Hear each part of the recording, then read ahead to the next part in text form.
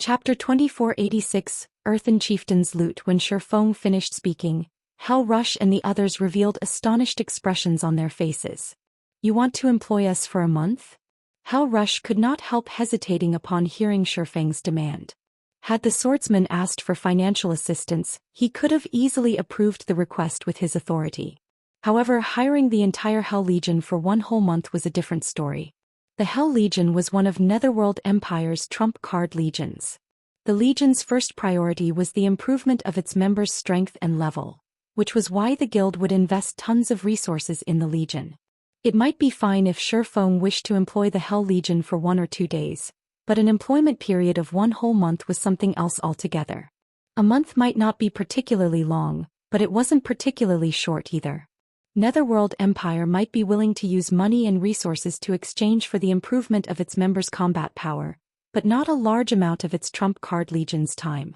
After all, the reason behind Netherworld's considerable investment of resources in the development of its members was to buy time for itself. To be precise, it was to save time and gain an advantage over their competitors. Selling the time of one of its trump card legions would be akin to putting the cart before the horse. Moreover, the Hell Legion had plenty of tasks it needed to handle. If it operated under Shifeng for a month, these tasks would have to be set aside. You can rest assured that during this 1 month, your level won't fall behind others in the slightest. In fact, your equipment standard won't fall behind either. You'll also be free to do whatever you want for most of this 1 month. I will only need your help during certain times, Shifeng said, chuckling when he saw the hesitation on Hell Rush's face. Most importantly, you will get to receive guidance on how to unlock your mana bodies ahead of everyone else. I can guarantee that all of you will unlock your mana bodies within this 1 month. Shifeng understood Hell Rush's concerns. After all, the Hell Legion was Netherworld Empire's strongest trump card legion. Although the Great Super Guild invested the best resources it had in the Legion, that did not mean the Legion would automatically grow stronger. The Legion still had to cherish every second available to improve itself so that it could compete and surpass the teams and legions of other superpowers. No guild would be willing to let its strongest legion waste 1 whole month working for someone else, even in exchange for the method to accelerate the process of unlocking one's mana body. I'm afraid I don't have the authority to decide on this matter. I need to report this to my superiors first and leave the decision to them, Hell Rush said. Although Shifeng's words were tempting, he still shook his head and did not give a definitive answer. The Hell Legion was Netherworld Empire's trump card legion. The resources Netherworld Empire could obtain and invest in the Hell Legion were not something Shifeng could possibly get his hands on. Moreover, Netherworld Empire might not have any methods to accelerate the unlocking process of a player's mana body now, but that might not be the case a few days later. If the Great Super Guild happened to come across such a method soon after signing a contract with Shifeng, the Hell Legion would waste 1 month of its time for nothing. With the Hell Legion's capabilities, the opportunities it stood to lose out on from 1 month's idleness were massive. All right. I'm not in a hurry to settle this deal. You can think it over once you return, Shifeng said, not the slightest bit surprised by Hell Rush's reply. After all, this was no longer a decision Hell Rush could make as the Hell Legion's commander. Only Netherworld Empire's guild leader and grand elders could. Thank you for your understanding, guild leader Black Flame. We will give you a reply as soon as possible, Hell Rush said, nodding. Inwardly, though, he felt that the likelihood of his higher-ups approving this transaction was minimal. After all, a month was simply too long, especially with the number of Tier 3 players in God's domain rapidly increasing. Meanwhile, Kola, who had overheard the conversation, looked at Shifeng in confusion. Guild leader, are you really planning to let them enter the Legacy Gate? Kola asked in a quiet tone, a pained expression appearing on his face. Kola had personally experienced the Legacy Gate's benefits. It was undoubtedly the best place to improve one's mana body. However, the number of slots to enter the Legacy Gate each month were limited. Zero Wing barely had enough for itself. He felt that giving the slots to Netherworld Empire would be a huge waste. After all, a Tier 3 expert with a fully unlocked mana body brought plenty of advantages. Moreover, letting the Hell Legion use the Legacy Gate would expose the Starlight Fortress's true value. Although the Hell Legion indeed possessed a lot of Tier 3 experts, Zero Wing wasn't weak either. Zero Wing might not be capable of producing 300 Tier 3 experts in the next 10 or 15 days, but producing up to 200 Tier 3 experts should be no problem. By then Zero Wing should also have a few more experts that had fully unlocked their mana bodies. I have an important use for the Hell Legion's experts, Shifeng said, nodding. An important use? Shifeng's words confused Kola. He simply couldn't understand what Shifeng would need the Hell Legion for. In terms of combat power, the Hell Legion's experts were far inferior to Fire Dance's group of 5. In fact, the 5 could beat up the entire Hell Legion handily. At best, the Hell Legion would be useful for raiding dungeons. Fire Dance and the others are indeed very strong after unlocking their mana bodies, but there are many things that cannot be solved with just a handful of players, Shifeng said, chuckling at the look of disdain Kola was giving the Hell Legion. Fire Dance's group of 5 might be capable of suppressing the Hell Legion now, but once the Hell Legion's members fully unlocked their mana bodies as well, Fire Dance's 5 wouldn't even be able to flee for their lives. Moreover, the Hell Legion's Tier 3 experts fully unlocking their mana bodies was only a matter of time. Meanwhile, what Shifeng needed was the Hell Legion with its members' mana bodies fully unlocked. Although the Silver Divine Dragon was already his companion, that was only temporary. He still had to complete Auerbach's trial within 4 months to make the contract permanent. Auerbach's trial was no trivial matter. He needed to raise his strength as quickly as possible in order to clear it. Meanwhile, of the methods he could think of to boost his strength, the best one was to complete Solomon's sword. However, the locations of the remaining fragments of Solomon's sword were simply too dangerous. The risk of failure was incredibly high if he went to these locations by himself, and even if Fire Dance and the others accompanied him. Hence he needed the help of the Hell Legion. Moreover, after obtaining the Hell Legion's help, Zero Wing would no longer have to fear the various superpowers on the eastern continent. Could clash with them head-on and contest for the truly important resource points. Zero Wing would not have to rely on just a handful of guild towns and cities to secure resources, which would, in turn, prevent the superpowers from easily suppressing its resource income. Currently, the main source of weapons and equipment was still monsters. However, this would shift to lifestyle players as players reached ever higher levels. If Zero Wing did not secure the necessary resource points early on, with the guild's current scale of development, the various superpowers would eventually rip it to shreds. By the time Shifeng and Kola's conversation was over, Fire Dance and the others had lured the 5 Earthen Chieftains away from the main group of monsters. Upon seeing this, Hell Rush immediately led his team into action and started clearing out the weaker Earthen Giants. As the Earthen Chieftains were gone, the strongest monsters before the tunnel were merely level 112 Great Lords. For the Hell Legion members, whose basic attributes rivaled those of Great Lords and even Grand Lords of the same level, these monsters were a piece of cake. The only inconvenience was their reduced mobility, which slowed their clearing speed by a significant margin. However, with Fire Dance and the others occupying the Earthen Chieftains, the Hell Legion did not face much pressure during battle. The Legion systematically defeated the Earthen Giants, chipping away at their numbers. Roughly 2 hours later, all of the Earthen Giants blocking the tunnel had fallen. Only the 5 Earthen Chieftains remained standing. At this moment, however, each of the Earthen Giants had less than 70% of their HPs remaining. The Hell Legion members could not help but gulp audibly at the sight.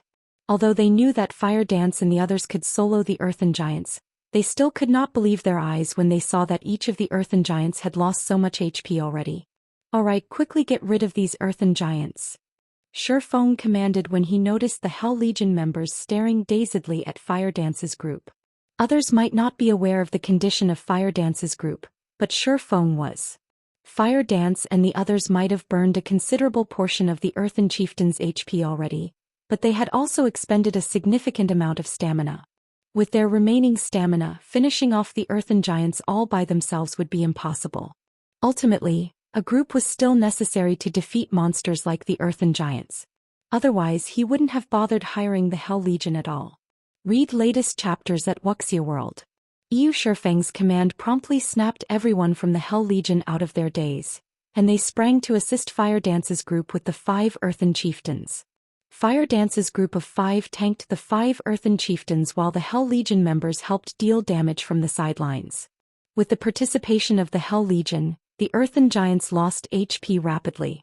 In the end, all 5 Earthen Giants fell within 30 minutes. The Hell Legion members had a much easier time with the Grand Lord-ranked Earthen Chieftains than with the Great Lord-ranked Earthen Giants. When all 5 Earthen Giants collapsed simultaneously, the players' experience bars started filling up rapidly. The amount of EXP the Earthen Giants awarded was much more bountiful than that of Grand Lords of the same level in the outside world. In just 3 seconds, their experience bars had increased by 15%. Far more EXP than they normally would gain after grinding for half a day. Moreover, after the 5 Earthen Chieftains died, they had dropped several dozen items. The abundance of their loot surpassed even that of mythic monsters in the outside world. For a moment, everyone from the Hell Legion was stupefied by this scene. Chapter 2487, Flaming Steel Set. The Earthen Chieftains' loot is actually so abundant? The number of items they dropped is at least triple that of the Grand Lords in the outside world. The Hell Legion members' eyes glowed when they saw the 5 Earthen Chieftains' loot. There were plenty of level 100+ Grand Lords in the outside world, including Star Valley. Killing just one would net players a significant profit. If players were lucky, they might even obtain a piece of dark gold equipment.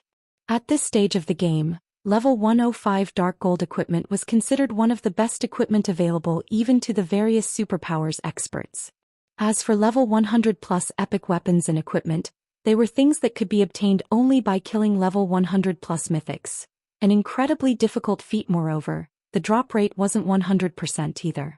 Usually, all level 100+ epic items a guild obtained would be allocated to the guild's elders. Even the guild's peak experts would not get any. Hence, for most experts right now, level 105 dark gold equipment was the best equipment available. Now, the 5 Earthen Chieftains had dropped loot equivalent to that of 15 Grand Lords in the outside world. This was simply a jackpot. Moreover, the Earthen Chieftains also granted much more EXP, equivalent to that of a mythic monster in the outside world. While the Hell Legion members were quietly discussing this matter among themselves, Aqua Rose and the others quickly collected the Earthen Chieftains' loot. Guild leader were quite lucky this time. These 5 Earthen Chieftains dropped a total of 7 pieces of level 110 fine gold equipment and 12 pieces of level 110 secret silver equipment. Among the secret silver equipment is a pair of plate armor gloves that belongs to an 8-piece, level 110 secret silver set equipment. Aqua Rose joyfully reported to Shifeng after organizing the loot. In regard to this situation, Shifeng wasn't surprised in the slightest. Although they were currently on the Star Tomb's first floor, this place was still a God Mode regional dungeon. Such loot was very normal. Moreover, nobody had defeated these Earthen Chieftains before. The fact that these Grand Lords dropped level 110 fine gold equipment and level 110 secret silver set equipment was nothing special at all. Level 110 fine gold equipment and level 110 secret silver set equipment? Hal Rush was astonished when he overheard Aqua Rose's report, because the weapons and equipment the Earthen Chieftains dropped were slightly better than even some of the items he had equipped. His equipment already ranked among the best available in the entire Netherworld Empire. Only a select few in the guild had better. Moreover, if not for the several pieces of level 100+ epic items on him, then his equipment might have gotten surpassed altogether. Here, take a look, Aqua Rose said, smiling as she shared the attribute panels of the equipment they obtained with Hell Rush, not bothering to hide the item's attributes. After all, everyone from Zero Wing had much better equipment. Isn't this flaming steel set a little too powerful? If one of our MTs were to equip it, they could most likely tank an Earthen Chieftain all by themselves. Hal Rush exclaimed, a passionate flame burning in his eyes as he stared at a pair of plate armor gloves. Although the current Hell Legion's MTs were already well equipped, with some even possessing 2 pieces of level 100+ epic equipment, the overall standard of their equipment would still be inferior by a large margin when compared to the flaming steel set. Just the bonuses from the set's 5-piece and 8-piece set effects alone could already rival those from being fully geared in level 110 fine gold equipment. The 5-piece set effect increased not only the user's defense skill by 3 levels but also the user's defense attribute by 25%, while the 8-piece set effect increased the user's HP and physique by 25%. These bonuses allowed MTs to become sturdier with much greater mobility. An MT geared in the flaming steel set would have no problems tanking level 110 mythic monsters in the outside world. Upon thinking up to this point, Hal Rush had the urge to have the Hell Legion continue grinding in the Star Tomb even after working for Shifeng. After all, if the Hell Legion secured a complete flaming steel set, it would have a much easier time raiding level 100 super large-scale team dungeons. However, Hell Rush soon shook his head and smiled bitterly. Although the temptation was strong, nobody in the Hell Legion was capable of tanking the Earthen Chieftains right now. If not for Aqua Rose and the others keeping the Grand Lords in check, the Hell Legion would have been helpless against the monsters. If Commander Rush likes this flaming steel set, once we collect a full set, I don't mind selling it to you, Shifeng said, smiling when he saw Hell Rush fall silent after seeing the flaming steel set's attributes. Guild leader Black Flame, are you serious? Hell Rush reflexively sought confirmation. The flaming steel set was top-tier set equipment for MTs, which definitely could not be bought in the outside world. In fact, even the various super guilds did not possess such excellent set equipment right now. Moreover, one could use the flaming steel set up to level 115. Actually, although the set could grow only up to level 115, with how excellent its attributes were, players should still be able to use it even after reaching level 120. Only epic equipment could surpass the flaming steel set. Of course, I never joke. In fact, if the Hell Legion accepts my condition, let alone one flaming steel set, even obtaining 20 or 30 sets of set equipment on par with the flaming steel set wouldn't be a problem, Shifeng said, nodding. The flaming steel set was indeed excellent for current tier 3 players. However, as more players fully unlocked their mana bodies, such set equipment would become very common. Not to mention, after a certain point, experts should only be geared in dark gold equipment or set equipment at the very minimum, because past level 100, only dark gold equipment or better could adapt to players' mana bodies. If players with fully unlocked mana bodies fought using equipment at the fine gold rank or below, they would rapidly deplete the durability of their equipment. In fact, after reaching tier 4, players couldn't even consider using secret silver weapons and equipment, since such low-caliber weapons and equipment couldn't endure the power of a tier 4 mana body, becoming useless after the execution of one skill or spell. This was the eternal pain that all expert players that had fully unlocked their mana bodies faced. Only very few players in God's domain had fully unlocked their mana bodies, so players were still unaware that having an overly powerful body was also a problem. 30 sets. Hell Rush could not help being tempted. Previously, he had felt that the 1-month employment period Shifeng proposed was too long. However, he started wavering after hearing that the Hell Legion could get its hands on 30 sets of set equipment that was on par with the flaming steel set equipment. After all, even if the Hell Legion desperately grinded for 1 month, few of its members could reach level 120 in that period. Meanwhile, the flaming steel set equipment was top-tier set equipment that could still be used even after players reached level 120. In other words, even after working for Shifeng for a month, the Hell Legion would retain an edge over the teams of other superpowers when it came to equipment standards. Now he felt that he needed to have a proper discussion with his superiors in the guild. Since we've taken care of the monsters already, we should head to the 2nd floor. If we continue resting here, the monsters might respawn, Shifeng said after seeing that everyone was sufficiently rested. Everyone promptly stood up from the ground and entered the tunnel leading to the Star Tomb's 2nd floor. The tunnel was long and narrow. Not only did it not have any monsters, but the ambient mana inside was also incredibly dense. This situation allowed everyone to relax their mental states considerably. Meanwhile, after walking for around 5 minutes, the team arrived on the Star Tomb's 2nd floor, where a strong pressure greeted everyone. Why is the gravity here so much higher than on the 1st floor? Aqua Rose immediately felt uncomfortable when she stepped onto the 2nd floor. On the 1st floor, she had barely felt the effects of the increased gravitational force.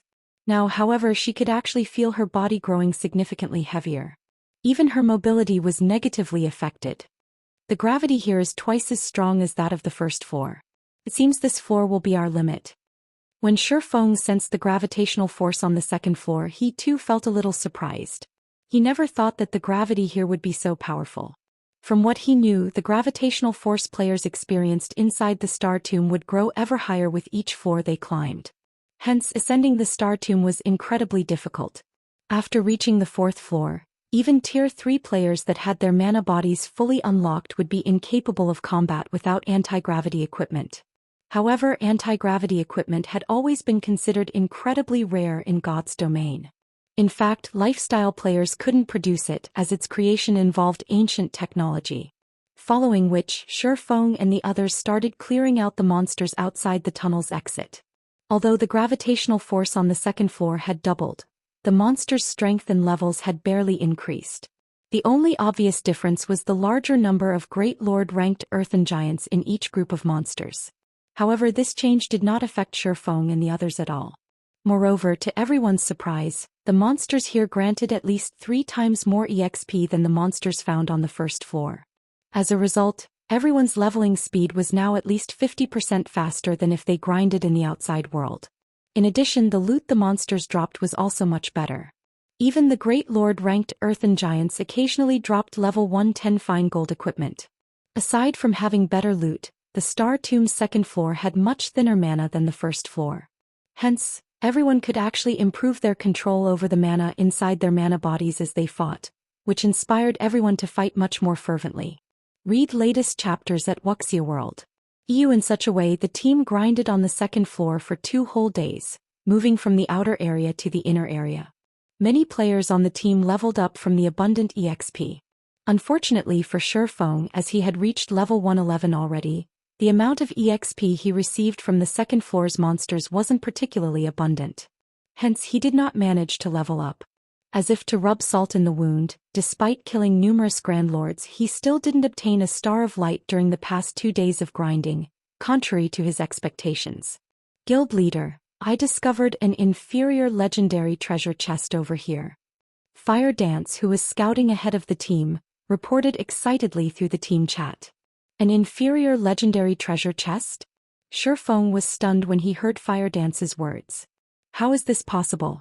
According to his memories, the Star Tomb shouldn't possess a single treasure chest, much less an inferior legendary treasure chest. Chapter 2488. Demon God's Temptation. Could it be a pioneering benefit? After giving the matter some thought, this was the only possibility Shifeng could think of. In his previous life, there was never any news of anybody discovering a treasure chest in the Star Tomb despite the many teams grinding there back then. Any treasure chest opened in the Star Tomb would definitely have caught the attention of others. However, nobody had ever seen any signs of a treasure chest being opened in the Star Tomb. Hence, everyone had always believed that this regional dungeon did not spawn treasure chests and that players could only obtain resources and treasures from killing bosses there. However, Shifeng did not put too much thought into the matter. After all, that was an inferior legendary treasure chest they were talking about, an opportunity that was incredibly difficult to come by. He immediately led Kola and the others toward Fire Dance's location. At the same time, Fire Dance's report in the team chat had set the team abuzz. Crap. There's actually an inferior legendary treasure chest here? Zero Wing has struck gold this time. Might even get a fragmented legendary item. Only our guild leader has a fragmented legendary item currently. Zero Wing is truly lucky. The several vice commanders of the Hell Legion grew incredibly envious upon hearing about the discovery of an inferior legendary treasure chest. If not for Zero Wing being their ally, they would have most likely done everything they could to contest for it. Currently, in the opinion of most experts, epic weapons and equipment were the highest-ranked items available in God's domain, while fragmented legendary items and the like were mere rumors. After all, items of such caliber had yet to appear on the market. In fact, the majority of the various superpowers still didn't have any concrete information relating to fragmented legendary items. According to Netherworld Empire's investigations, there shouldn't be more than 10 fragmented legendary items in the hands of players right now. Moreover, only a few in the guild's upper echelon knew about this information. As for the strength of fragmented legendary items, the guild upper echelon like themselves had personally witnessed it before. It was not something epic weapons and equipment could hope to match. Fragmented legendary items allowed players to undergo a qualitative transformation. If they could obtain just one fragmented legendary item, they would instantly soar to the apex of God's domain. Most importantly, fragmented legendary items could be used forever, continuously growing stronger as players reached higher levels, and would never fall behind the times. Hence, Netherworld Empire had always been frantically searching for clues to fragmented legendary items and would go all out in following any clues it found. In fact, the guild wouldn't even mind letting the entire Hell Legion suffer annihilation if it meant obtaining a fragmented legendary item. However, according to Netherworld Empire's research, the chances of getting a fragmented legendary item from epic treasure chests were minimal. Only inferior legendary treasure chests had a significant chance of awarding such an item. The Star Tomb's pioneering benefits are this excellent? Hal Rush also could not help growing envious in this situation. It seems we'll really need to go all out in exploring the Star Tomb after this job. Although he knew that the Star Tomb definitely contained bountiful resources and treasures as a God Mode regional dungeon, he never imagined that it would be to such an extent. They were only on the Star Tomb's second floor, yet they had already come across an inferior legendary treasure chest. If even the second floor had such amazing treasures, he simply could not fathom how amazing the treasures on the higher floors would be. After the Hell Legion's members discussed this matter briefly among themselves, they quickly followed Shifeng toward Fire Dance's location. The environment of the Star Tomb's second floor was a tropical rainforest. However, unlike the rainforests in the real world, the rainforest here was home to colossal trees. Entering this place felt like entering a land for giants. Ordinary humans would look incredibly small here. After traveling through the forest for around 20 minutes, the team arrived before a barren hill, which actually had an ancient temple erected on it. A dark fog enveloped this shrine, evoking an indescribably gloomy sensation. Through the open gates, one could see a gigantic treasure chest sitting in the middle of the shrine. This treasure chest gave off the distinctive orange-red glow of an inferior legendary treasure chest. Guild leader, we've struck the jackpot this time. It really is an inferior legendary treasure chest. Kola said, excitement surfacing on his face when he spotted the gigantic treasure chest. This was no longer Kola's first time seeing an inferior legendary treasure chest. Although he didn't think that Fire Dance would make a mistake, after verifying Fire Dance's claim with his own eyes, he still could not help his surprise. After all, he had personally experienced the strength of a fragmented legendary item before. At this moment, aside from Kola, Aqua Rose and the other Zero Wing members present also revealed excited expressions on their faces. After all, so long as they managed to obtain a fragmented legendary item from the treasure chest, Zero Wing would have another Apex expert, something the guild lacked the most right now. However, unlike the Zero Wing experts, the members of the Hell Legion did not reveal any joy or envy upon seeing the inferior legendary treasure chest. On the contrary, they even started shaking their heads in disappointment. What a pity. It's actually a demon god's temptation, Hell Rush sighed as he gazed at the gloomy temple. After calming herself, Aqua Rose turned to Hell Rush and asked curiously, Demon God's temptation? What do you mean, Commander Rush? Previously, she had clearly sensed Hell Rush and the others' passionate response to the discovery of the inferior legendary treasure chest. Now, however, after seeing the treasure chest itself, they were suddenly indifferent toward it. This was truly strange. You arrived on the Western continent not long ago, so you might not know about this, but strange temples randomly appear in some of the dangerous locations on the Western continent. Not only are these strange temples filled with dense dark energy, but these temples also house incredibly precious treasures, Hell Rush explained. However, these temples are merely traps set up by demon gods. If players fail to resist the temptation and get lured into these temples, they are forced to undergo a trial and challenge the phantom of the demon god that set up the trial. Meanwhile, these trials are simply impossible to complete. To make matters worse, if players don't complete the trial, they not only fail to obtain the treasure but even have their level returned to 0 and half their soul devoured, which would place them in a weakened state for a very long period. At which point, players have no choice but to remake their accounts. Hence, we have labeled these temples as the Demon God's Temptation. As Hell Rush finished speaking, many of the Hell Legion's members revealed grim expressions. This was because several of the Hell Legion's members had fallen for these traps and were forced to remake their accounts, an irrecoverable blow. Moreover, Netherworld Empire wasn't the only guild that had fallen for these demon gods' temptations. Many other superpowers had too. Many famous experts had disappeared from God's domain, victims of these traps. Hence, whenever the demon god's temptation was mentioned, the various superpowers experts would turn pale with fright. So, that means we came here for nothing? Aqua Rose grew dejected upon hearing Hell Rush's words. Although she still had the urge to challenge the demon god's temptation even after hearing Hell Rush's explanation, reason stopped her. Her current combat power might be far superior to Hell Rush's and the others, But some trials in God's domain did not just test players' combat power but also their combat standards. Players would need to meet the requirements for both to pass those trials.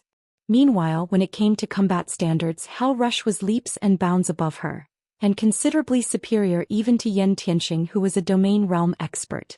Read latest chapters at Wuxia World. If even an expert of Hal Rush's caliber had given up on the demon god's temptation without hesitation, how could someone like herself possibly succeed? Don't even think about it. The greater the treasure stored inside a demon god's temptation, the more difficult the trial would be. Previously, a trial that housed an epic treasure chest already forced players to go up against a demon god's phantom of the same level and tier. With the reward being an inferior legendary treasure chest right now, I'm afraid the phantom summoned will be at least one tier higher than the challenger, Hal Rush advised. He too was tempted by the prospects of obtaining an inferior legendary treasure chest. If there were even the slightest possibility of success, he would most likely give the trial a try. However, that was not the case for the trial before him. Challenging it would be akin to making a bet guaranteed to lose. After all, the opponent summoned would be a Tier 4 phantom of a god. The other members of the Hell Legion also agreed with Hal Rush's words. With their current strength, they could only admire the inferior legendary treasure chest from afar. They had to be tired of living to try to obtain it. No, we're not completely without options, Shifeng suddenly said. Chapter 2489, Circumventing the Rules? Hal Rush and the Hell Legion's other members gave Shifeng a strange look after he spoke up. They had already explained the demon god's temptation to the Eastern players. They hadn't expected that Shifeng would still aim to claim the inferior legendary treasure chest. Trying to take that chest would be the equivalent of trading one's life for wealth. Guild leader Black Flame, you won't be able to use your berserk skills or any magic tools once inside the temple.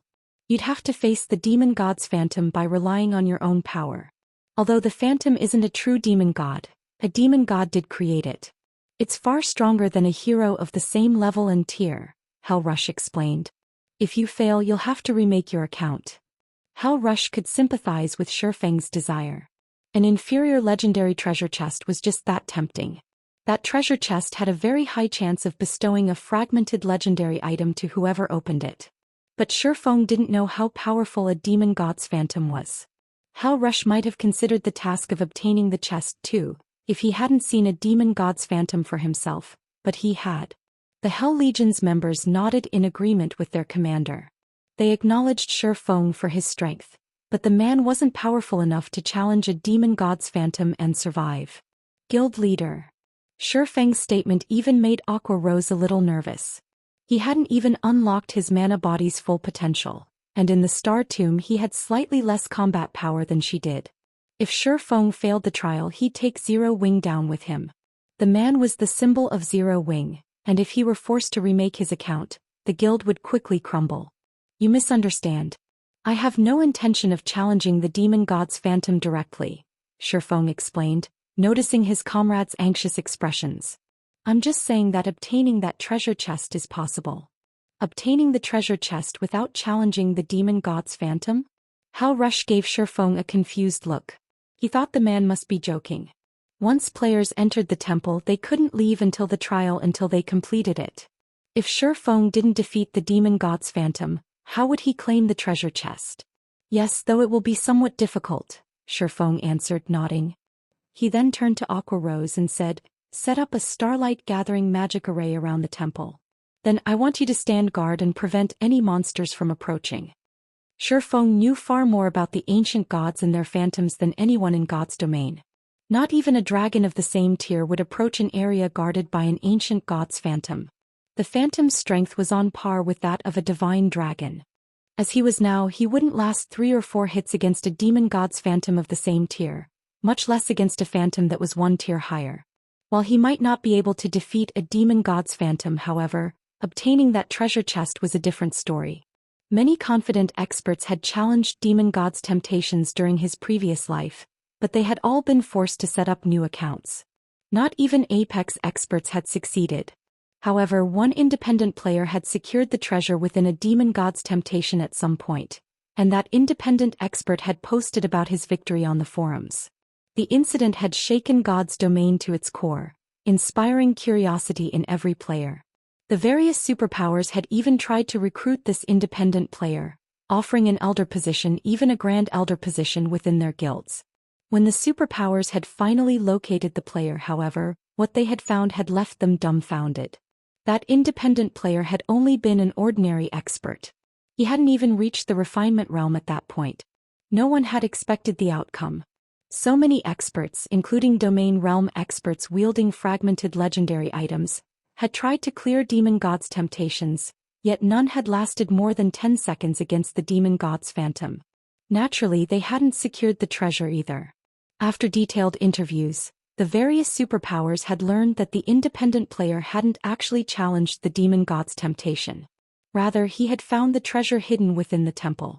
To claim the treasure for himself, he had merely decoded the magic arrays that had protected the temple. Once a player decoded the magic arrays, they could use magic tools within the temple.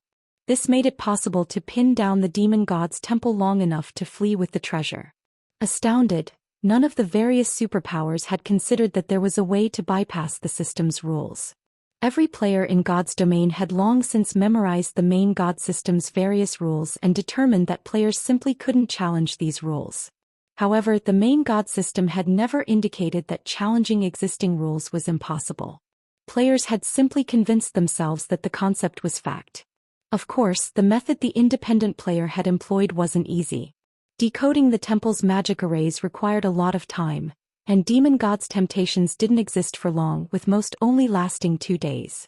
Although the independent player hadn't been an amazing expert, he had been an advanced master magician, only 1 step away from grandmaster rank. Hence, he had been able to decode the magic arrays within the time limit, obtaining the treasure. Unfortunately, of the many powers that had attempted to use the same method, very few had succeeded. Demon god's temptations appeared at random, and even if players found one, challenging it would be pointless if they couldn't decode the magic arrays before the temple vanished. Even if they succeeded, they'd still have to escape the demon god's phantom. If they couldn't last 20 or 30 seconds, escaping with the treasure would be impossible. Now that Shifeng was a master magician, albeit only at basic rank, he had a chance of decoding the temple's magic arrays. The time limit was the only problem. But Shifeng couldn't care less. Since he had stumbled across a demon god's temptation, giving up without trying would be a waste. Meanwhile, confused, Aqua Rose and her companions did as they were told, setting up a starlight gathering magic array around the temple. As they did, the magic arrays concentrated the ambient mana, which skyrocketed around the temple. Now that the mana density is higher, I should be able to decode the arrays faster. Next, I'll have to race against time. Sensing the gathering mana, Shifeng took a deep breath and approached the stone pillars around the temple. He then began to decode the magic arrays that protected the temple. The several ancient pillars suppressed space around and inside the temple. Essentially, they were the core magic arrays that sealed the temple. If he could decode them, he could enter and leave the temple freely until the magic arrays auto-repair completed. He would not have to worry about being trapped or not having access to magic tools within the temple. Commander Black Flame has gone insane. Those are the system's magic arrays, yet he's trying to decode them. Thunder Beast was stunned as he watched Shifeng approach one of the stone pillars and get to work. I don't know, Hell Rush said, shaking his head. However, he hired us. Since he wants to try decoding the magic arrays, we can only comply with his wishes. In any case, we can use this opportunity to get some rest. Hell Rush assumed Shifeng had already submitted to the temptation and become obsessed with the inferior legendary treasure chest. But Shifeng must realize that defeating a demon god's phantom was impossible, coming up with another method to tackle the demon god's temptation. Although Hell Rush thought the swordsman's idea was even less feasible than confronting the phantom directly, he had no reason to stop the man since this method wasn't dangerous. The Hell Legion began to relax as they kept an eye on the surrounding monsters. Meanwhile, excitement welled within Shifeng as he examined the temple's magic arrays. It turned out that they weren't as powerful as he had assumed, only somewhat complex, consisting of a series of linked master magic arrays. These weren't nearly as formidable as the magic arrays that had entrapped the Silver Divine Dragon. Given enough time, decoding these arrays wouldn't be a problem. Shifeng frantically decoded the core magic arrays engraved on the ancient stone pillars as time flew by. 3 hours. 6 hours. 12 hours. The harder Shifeng tried to decode the magic arrays, the more impressed he became.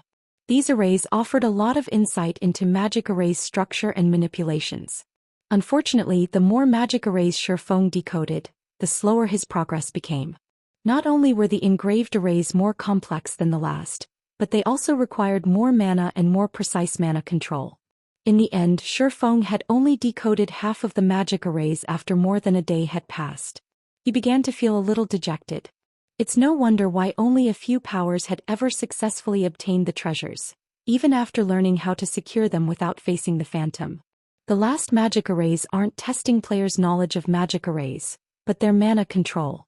Shifeng gave the next magic array a bitter smile. It seems that I won't be able to claim the treasure chest after all. Guild leader, your mana control is too rough. Like combat techniques, mana operates within certain rules. It's easier to control if you work within those rules. Aqua Rose interrupted, watching Shifeng work while staying out of his way. Read latest chapters at Wuxia World. View combat technique. Shifeng's eyes glowed as he suddenly realized something. That's right. He then gritted his teeth and retrieved the memory crystal that contained the Heavenly Blue Saint's mana technique. He had wanted to save it until he had unlocked his mana body's full potential. Wielding the technique would involve his mana body after all, but a mana technique was, at its core, a way to use mana. Even if he couldn't execute Eliade's mana technique just yet, learning it should grant him a boost to his mana control. I can only try it. Shifeng then squeezed the memory crystal until it shattered, and a stream of purple-gold light flowed into his head, forming a virtual space within his mind. Chapter 2490, Mana Technique Legacy. So, this is a mana technique legacy? Shifeng was shocked when a virtual space manifested within his mindscape. Within the virtual space, his body performed the 3 sword strikes Eliade had used against him in the legacy trial. It almost felt as if someone were controlling him, yet he could feel the flow of movement and mana inside him. He could also sense how his body and mana were controlled. This simulation was far more effective than watching someone else perform the technique. It's no wonder why so few people learned mana techniques in the past. This isn't something you can learn by watching someone else. Not only did one have to master the 4 major elements to use a mana technique, but they'd also have to master the 3 supreme elements. Even master magicians struggled to create magic arrays that manipulated all of the 4 major elements. One would have to familiarize themselves with each of the 4 mana types' movement patterns and create an array based on these patterns. The Heavenly Blue Saint's mana technique, however, was even more complex, requiring one to understand all 7 elements. Moreover, one would also need to guide all 7 through their mana body to execute the technique. Executing the mana technique Holy Annihilation was many times more difficult than performing the bronze combat technique Lightning Flash. Executing Lightning Flash relied on physical movement, an action that players could become intimately familiar with. Physical control was natural both in the real world and in the virtual world, but controlling mana and one's mana body was a different story. Both were foreign sensations. Becoming comfortable with one and gaining rudimentary control was already an incredible challenge. Trying to understand them completely and gaining precise control was even more difficult. Fortunately, this memory crystal has recorded some basic information on how to manipulate the 7 elements. Even if I knew how to execute Holy Annihilation, it'd be useless without these details. After watching himself complete Lightshadow and his breakdown analysis of the mana conduction, he breathed a sigh of relief. He didn't allow himself to relax, however. Rather, he started to focus on learning mana's basic patterns. The memory crystal simulation wouldn't last long, usually only 3 to 4 hours, while some didn't even last that long. One would be dreaming if they thought they could study within the simulation for a full day. Players could only try to learn as much as possible during the limited duration. The memory crystal didn't care how successful a player was. Time passed quickly while Shifeng immersed himself in his own mindscape. 1 hour. 2 hours. From an outsider's point of view, Shifeng had sat by one of the ancient pillars to rest. He wasn't doing anything interesting. How much more time is Black Flame planning to waste, Commander? We've been in the Star Tomb for 4 days now. Are we really going to let him continue to waste our time as well? Thunder Beast asked Hell Rush, glancing at Shifeng's motionless form by the pillar. At least they had been able to grind monsters when they had first arrived. Although they hadn't obtained any loot, the monsters had awarded an abundance of EXP. They had gained a bit more mana control during their fights on the second floor. Fortunately, helping Shifeng hadn't been a complete waste. But now, they had spent over a day in this area already just resting. Aside from killing the occasional group of earthen giants that had wandered too close to the demon god's temptation, they hadn't done a thing. All of the various superpowers experts were frantically grinding and leveling right now, yet the Hell Legion was stuck here doing nothing. Let's wait a little longer. We agreed to accompany Black Flame into the Star Tomb for 5 or 6 days, whether or not he finds what he's looking for. The 5th day isn't over quite yet. After the agreed-upon time, if he wants to remain, we'll retreat, Hell Rush said. He wasn't pleased about the situation either. If the Hell Legion were one of Netherworld's ordinary expert legions, this wouldn't have been a major issue, but that wasn't the case. The Hell Legion was Netherworld Empire's strongest trump card legion. Every member was an expert among experts. They did not have a ton of time to waste with Shifeng. Black Flame is stubborn. Not even the various superpowers have found success in a demon god's temptation. What can he possibly accomplish by himself? Thunder Beast grumbled, glaring at Shifeng. When the two had finished speaking, Shifeng's eyes fluttered open, and he returned his attention to decoding the magic arrays engraved on the stone pillar before him. This time the magic arrays were much easier to decode, and the surrounding mana began to gather around Shifeng. What did he do? Thunder Beast was shocked to feel more and more mana gather around Shifeng. The mana became so dense that it actually became visible. The layer of mist that had formed around Shifeng was incredibly thin, and one could miss it if they weren't paying attention, but there were so few locations in God's domain that had dense enough mana for it to condense in such a way. Naturally, the various superpowers coveted every one of these locations. His mana control has improved. Hell Rush couldn't believe his eyes. And it's improved quite a bit. You can actually attract so much mana with better mana control? Thunder Beast gave his commander a skeptical look. With enough control, it is possible. I've met a Tier 4 magical class NPC that gathered a ridiculous amount of mana just by manipulating the mana around him. He hadn't even used any skills or spells. The female elementalist beside Hell Rush contributed. Black Flame is just a swordsman. How can he have so much control over mana? Thunder Beast glanced at Shifeng again, astonished. Matching a Tier 4 magical class NPC's mana control should be impossible for players at this stage of the game. Yet not only had Shifeng accomplished the feat as a Tier 3 player, but he had done so as a non-magical melee class as well. Is this why he's so confident that he can help others unlock their mana body's potential? Hell Rush wondered, recalling Shifeng's previous declaration. Although Hell Rush had seen that Aqua Rose and her companions had unlocked their mana body's full potential, he had assumed it was a result of some means Zero Wing had to accelerate the process. He had had his doubts about whether this method could help the Hell Legion's several hundred members do the same within 1 month. Every player had a different mana body and unlocking their potential would differ as well. Seeing Shifeng with mana control to rival that of a Tier 4 magical class NPC, however, the swordsman's claim seemed more plausible. Read latest chapters at Wuxia World. EUA players' mana control played a huge part in unlocking their mana body, which was why magical class players found the task much easier than physical class players. And yet, even Zero Wings members, especially Aqua Rose and the other magical class players, stared at Shifeng, dumbfounded. Their mana control had been much greater than Shifeng's, especially after they had unlocked their mana body's full potential. After resting for 3 short hours, however, Shifeng had gained far more control, pulling leagues ahead of them. Just what was going on? But before anyone could regain their senses, the glow from the magic arrays on the stone pillar began to fade. As it did, the faint layer of black fog around the temple began to dissipate, and the gloomy atmosphere vanished completely. Chapter 2491, Basic Mana Control. He decoded it? Something like this is actually breakable? As the black fog disappeared, silence fell over the group of players as they stared at Shifeng in astonishment. They were 100 times more shocked than when the mana density around Shifeng had increased due to his mana control. The demon god's temptation temples had survived since ancient times, and the main god system had set the rules that govern them. Players had no choice but to follow these rules if they wished to complete the demon god's temptation. Not even the various superpowers could manage to get around these rules.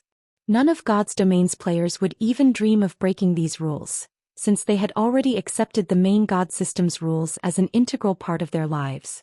However, Shifeng hadn't just refused to follow these rules. He actually broke them. He had shaken their very understanding of God's domain. He succeeded. How is this possible? Thunder Beast stared at Shifeng in shock. He could hardly believe what was happening, yet with the results of Shifeng's efforts before him, he couldn't deny it. Is he really a player? Thunder Beast began to suspect that Shifeng wasn't actually another player, but an NPC in disguise. First, Shifeng had displayed mana control that rivaled Tier 4 magical class NPCs. Then he had successfully decoded the magic arrays that sealed the temple. Neither feat should be possible for current players. It's no wonder why Divine Tribe was willing to work with him, even without demanding some of the Starlight Fortress's shares and going as far as to station so many of its members in the fortress. Is this his true trump card? Hal Rush could not help his bitter smile as he watched the magic arrays around the temple lose power. Hal Rush had assumed Zero Wing had gotten extremely lucky to obtain a dragon and a fortress prison after capturing the Starlight Fortress. These factors were the very reasons that the Hell Legion hadn't been able to cause trouble for the fortress. Still, he hadn't felt particularly threatened by Zero Wing's small group. The guild's foundations in the west were pathetically weak, even with 5 experts that had unlocked their mana body's full potential. A handful of players wasn't enough to influence a guild standing in the overall competition between God's Domain's many guilds, especially in the competition between the various superpowers. The various superpowers might not have the strength to take the Starlight Fortress now, but they could rely on another method: stealing the Fortress Lord's token. Although the Fortress Lord's token was heavily guarded, it couldn't be removed from the fortress. Normally, the ruling individual could only store the token in the Fortress Lord's mansion behind heavy security. All the various superpowers needed to do was send enough experts to siege the Starlight Fortress and its Fortress Lord's mansion. Not even a dragon could stop an army of hundreds of thousands or millions of experts. Furthermore, the various superpowers had tools they could use to pin the dragon down for a short time. Stealing the fortress from Zero Wing was entirely possible. It would be costly, but as long as the superpowers were willing to cooperate, they could accomplish the feat. Seeing the swordsman before him now, however, Hal Rush doubted that even the various superpowers' combined forces would be able to take the Starlight Fortress from this man. With Shifeng's mana control and knowledge of magic arrays, no player could threaten his hold on the fortress at this stage of the game. God's Domain's automatic magic arrays and those under a player's control had different effects. The various superpowers had conducted their own secret experiments to test this concept. Unfortunately, controlling a city's defensive magic array was incredibly difficult. Not only did players need sufficient understanding of magic arrays, but they also needed sufficient mana control. This was why NPC cities were so difficult to capture. Ordinary players might assume that major NPC cities' defensive magic arrays were simply stronger than those in guild cities, but that wasn't truly the case. The defensive magic arrays in NPC cities were only slightly stronger than those in guild cities, but because NPC cities were guarded by Tier 4 NPCs, there were NPCs that were responsible for manipulating the city's defensive magic array. These NPCs would strengthen the array until the barrier could even withstand Tier 5 NPCs' attacks for a long time. If the Starlight Fortress had someone to control its defensive magic array, what chance did the various superpowers have to break through it? While the Hell Legion's members were confused and stunned, excitement overwhelmed Shifeng. Thank goodness I made it. After 3 hours of desperate study, he had finally grasped the profound concepts of the 7 elements. He still couldn't execute any of Holy Annihilation's 3 moves, but he now had basic mana control. He could now draw master magic arrays based on the 4 major elements' movement patterns. Normally, only Tier 3 magical class NPCs could perform the task. He was still far from having the mana control to rival Tier 4 magical class NPCs. To reach that standard, he'd have to draw simple magic arrays with the 3 supreme elements. Once one could do so, they'd be able to create their own mana domains, which were far more powerful than using a skill or spell to form a domain. Even so, Shifeng was satisfied with his progress. Only a small number of the Tier 6 mage gods from his previous life had reached this standard at Tier 3. Most had only made so much progress after reaching Tier 4. Fortunately, he only needed to possess basic mana control to decode the magic arrays protecting the temple. As an additional bonus, he was now on the brink of becoming an intermediate master magician thanks to the Holy Annihilation legacy. Decoding these arrays proved far easier than it had been, and he completed the task in no time. His success also excited Aqua Rose and the other Zero Wing experts. Now that the magic arrays had been decoded, they had a chance of claiming the temple's inferior legendary treasure chest. If they could get their hands on that treasure chest, Zero Wing might gain another fragmented legendary item, which meant the guild could gain another apex expert. Before Aqua Rose and her companions could celebrate, however, a 7-meter-tall figure in pitch-black armor and wearing a horned helmet appeared within the temple. This figure also wielded a pitch-black axe, ready for battle. The moment the figure appeared, the temple began to radiate an intense amount of divine might. Even Hell Rush and his legion, who stood over 300 yards away from the temple, were overwhelmed by a sense of dread. Demon God Atlock, God's Phantom Mythic, level 120 HP? Everyone gasped when they saw Atlock's attributes. Level 120? Even Shifeng stared at Atlock with a grim expression. NPCs weren't like players. Every 5 levels they received a massive strength boost. A level 120 NPC's combat power was in a completely different league than that of a level 110 NPC. Right now, Atlock was even stronger than the Silver Divine Dragon Auerbeck.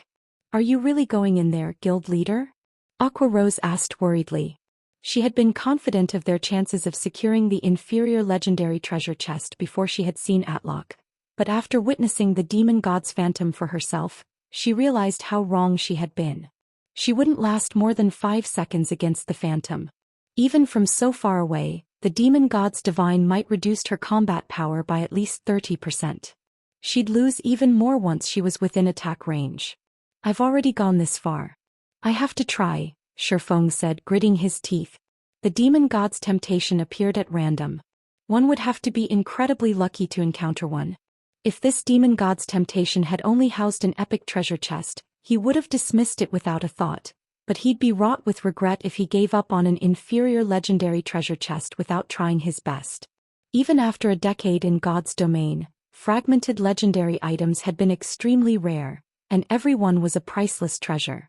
Although Shifeng remembered a few clues that would lead to fragmented legendary items, whether or not he could claim them was another matter altogether. Since he had a high chance of securing a fragmented legendary item now, how could he walk away without putting up a fight? His opponent might be a level 120 tier 4 demon god, but he still had a chance of victory. He didn't actually have to fight the phantom. He just needed to buy enough time to take the treasure chest and get out. After giving his answer, Shifeng approached the temple. What? He's really going in? Thunder Beast gaped in shock. Words were no longer sufficient to describe the demon god's strength. Just having the courage to enter the temple was impressive, not to mention fighting Atlock.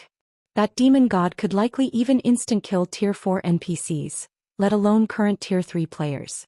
There was no way to buy time with such an opponent on one's heels. Read latest chapters at Wuxia World. Shifeng had decoded the temple's outer magic arrays, allowing players to enter and leave the temple freely and use magic tools, but the temple's inner magic array remained intact. The inner magic array ensured that only one player could enter the temple at a time. In other words, Shifeng would have to face the tier 4 demon god by himself. How much time could he possibly buy himself? Puny adventurer, you are capable and brave. You've decoded the magic array I had set up outside, and you even dare to enter my temple after seeing my phantom, Atlock addressed Shifeng, a hint of recognition lacing his tone. However, his words also contained a trace of anger. But this ends now. Since you have dared to break my trial, I will eliminate you from this world. After saying so, the intensity of Atlock's divine might skyrocketed, and it felt as if a 1-ton weight had been dropped on Shifeng's shoulders. Even walking became a challenge. Sure enough, taking on a tier 4 god's phantom won't be easy. Shifeng flashed Atlock a bitter smile as the phantom's divine might swept over him. I can only try my luck. Following which, Shifeng pulled a summon guard scroll from his bag and called Anna to his side. Chapter 2492, Apex Battle. Now that the temple's outer magic array had been disabled, players could summon personal guards inside the temple. As Shifeng activated the summon guard scroll, A summoning array appeared before him, and as it completed, a blonde woman in luxurious crimson robes emerged. The moment this woman appeared, the mana, which had frozen due to Atlok's incredible divine might, began to relax and move. Shifeng also felt some of the pressure on him subside, making it far easier to move. What a high-leveled personal guard! Thunder Beast exclaimed when he saw Anna. Anna had already reached level 119, while the strongest personal guard in Netherworld Empire had only reached level 115. Anna was undoubtedly the highest-leveled personal guard Thunder Beast had ever seen.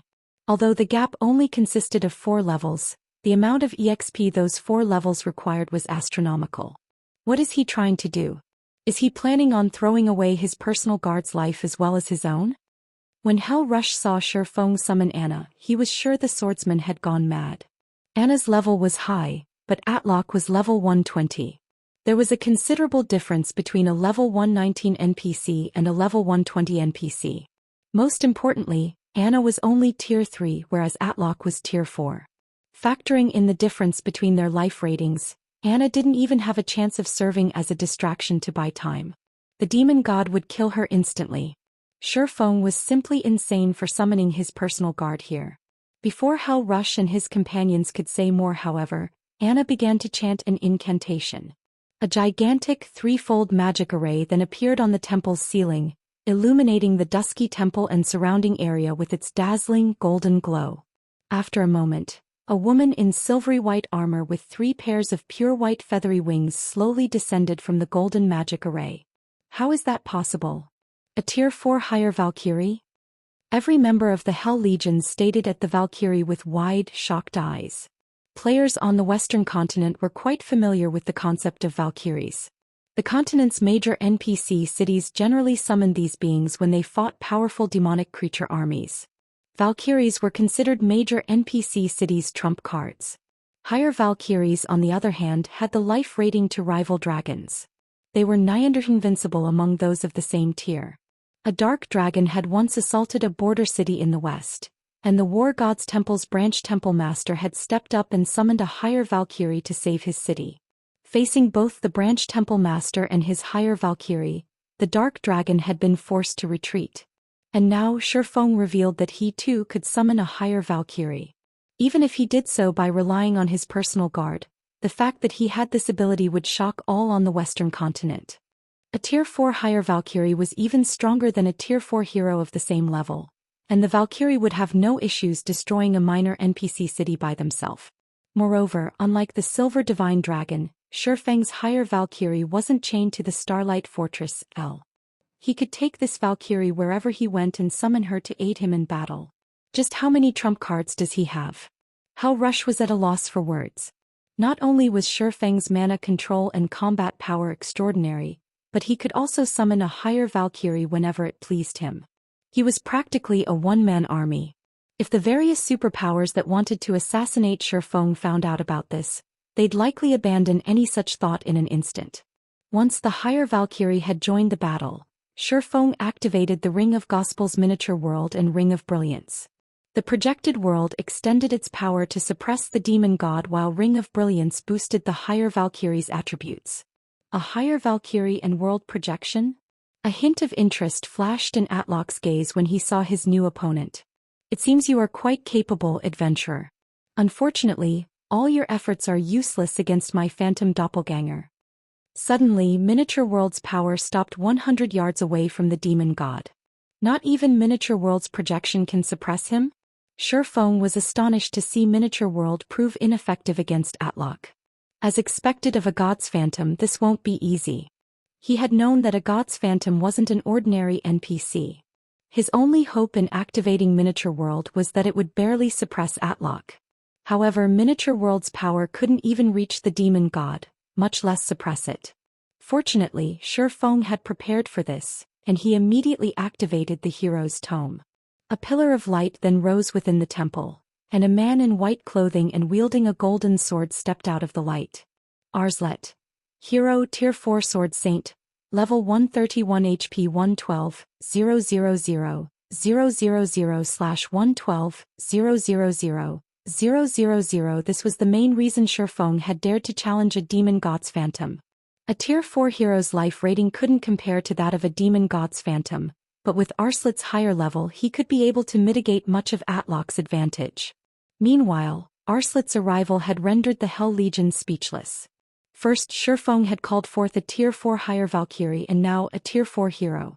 He was practically out to decimate both heaven and earth. Go! Once Arslet had joined the battle, Shifeng didn't hesitate to give the command to attack. The higher Valkyrie and Arslet attacked the demon god simultaneously, moving so fast that not even Tier 3 experts could keep up. Only Fire Dance and the others who had fully unlocked mana bodies barely caught sight of the two Tier 4 beings as they moved. While the two NPCs began their assault, Shifeng activated Heavenly Dragon's power and charged toward the inferior legendary treasure chest in the core of the temple. Normally, the combination of a Tier 4 higher Valkyrie and a Tier 4 hero would be a disaster wherever they went, but against the Tier 4 demon god's phantom they were nothing. Short of enlisting the help of a divine dragon of the same level, stopping an ancient god's phantom would be utterly impossible. Shifeng only hoped that the two summoned NPCs could buy him as much time as possible. He didn't need a lot, 20 or 30 seconds would be enough. Treasure chests within demon god's temptations were never locked, and inferior legendary treasure chests were no exception. Players would be able to open any treasure chest they found in a demon god's temptation, although activating the chest would still require 20 seconds. During his previous life, the first independent player to successfully loot a demon god's temptation had only succeeded because he had possessed an ancient magic crystal and the Tier 5 defensive spell it had contained. Although the ancient magic crystal had been a single-use item, the spell within had allowed the independent player to survive the 20-second activation time and retreat from the temple with the prize. If not for that Tier 5 defensive spell, the independent player would never have survived to claim the treasure, even after decoding the temple's outer magic array. Unfortunately, Shifeng didn't have a Tier 5 defensive magic scroll or any tool that could protect him from a Tier 5 being's attacks. He could only rely on the higher Valkyrie and Arslet to distract the demon god's phantom long enough for him to escape. As Shifeng slid up to the inferior legendary treasure chest, two explosions rang out behind him. Two figures had been thrown into one of the temple's walls, the higher Valkyrie and Arslet. Both bore visible wounds. Obviously, the demon god's attack had repelled them, and they had each lost a significant chunk of their HPs. The difference between the two sides' combat power was clear. This was more of a one-sided slaughter than a battle. Every player outside of the temple gaped in shock after witnessing that first strike. The two NPCs could decimate a minor NPC city on their own, yet the demon god had sent both powerhouses flying with a single attack. None of them could imagine what kind of power a player would need to clear this trial. Shifeng had already found a cheat-like loophole to tackle the demon god's temptation, allowing him to use magic tools in the battle, and yet he was still at such a despairing disadvantage. If one tackled this challenge normally, not even a Tier 5 player would survive, much less a Tier 4 player. Moreover, that was assuming the demon god's phantom would still be Tier 4. Fortunately, neither summoned being was a player. They had incredibly high HPs. Even for the demon god, killing them should take at least 20 seconds. Foolish human. You dare to steal my treasure. I will obliterate you. Atlok bellowed when he noticed Shifeng activating the inferior legendary treasure chest. A ball of silver fire then appeared in Atlok's free hand, and it grew as the seconds ticked by. After just 2 seconds, the fireball had grown to the size of a 2-story building. Once Atlok was satisfied with the size of his fireball, he hurled it at Shifeng. Shifeng felt the threat of death as the silver flames approached, and he immediately instructed the higher Valkyrie and Arslet to use their strongest moves to defend him. The higher Valkyrie responded by throwing her Spear of Thunder at the demon god, while Arslet executed a Tier 4 taboo skill, Dimensional Flurry. Boom! The temple shook violently when the attacks landed, and the silver fireball dissipated, saving Shifeng from certain death. Despicable ant, do you think your little tricks are enough to stop me? Atlok's rage grew after the higher Valkyrie and Arslet countered his fireball, and he raised his axe, swinging it at both summoned beings. Space before the demon god's phantom shattered, forming multiple spatial tiers that reached for Shifeng's summoned guards. The mana technique. The attack felt unsettlingly familiar to Shifeng. It was so similar to Eliade's third sword, Holy Annihilation. However, a Tier 4 God's Phantom had used this move, not a Tier 3 Heavenly Blue Saint. Neither the higher Valkyrie nor Arsault could counter this attack, and it sent both flying into the temple's walls once more. This time the temple's solid walls began to crack. Both summon beings were now heavily injured. Read latest chapters at Wuxia World. You foolish thief. Now it's your turn. Atlock roared, sneering as he turned toward Shifeng. Atlock then swung his axe at the swordsman who stood over 50 yards away. Space before Shifeng started to break, and spatial tears flew toward Shifeng like a torrent of water. Realizing that the higher Valkyrie and Arsault couldn't come to his rescue this time, Shifeng gritted his teeth and activated the 7 Luminaries' Ring's absolute domain. Block it. Chapter 2493. Holding back a demon god. It's over. Isn't this demon god's phantom a little too strong? Everyone gaped as they watched Atlock's attack fly toward Shifeng. That attack was as powerful as a large-scale destruction spell, and it didn't even have a channeling time. It was also the same move Atlock had used to injure the higher Valkyrie and the Tier 4 hero. If not even those two could endure the attack, what chance did a Tier 3 player like Shifeng have of surviving it? Not even a powerful invulnerability skill could save the swordsman now. There was no such thing as a true invulnerability skill in God's domain. The game's so-called invulnerability skills and spells were merely defensive skills and spells that could block an opponent's attack and absorb the damage. However, if the opponent's attack were more powerful than the defensive skill or spell's damage tolerance, players would receive some of the damage. Based on Atlock's displays of power thus far, he definitely had Tier 5 strength. He might even be powerful enough to rival Tier 5 dragons. Not even an NPC's defensive magic array could handle that kind of power. At most, players' current invulnerability skills and spells could block Tier 4 attacks. They'd be utterly useless against Tier 5 attacks. The few horribly unlucky players to encounter Tier 5 beings had tried to use invulnerability skills and spells, yet they had died instantly.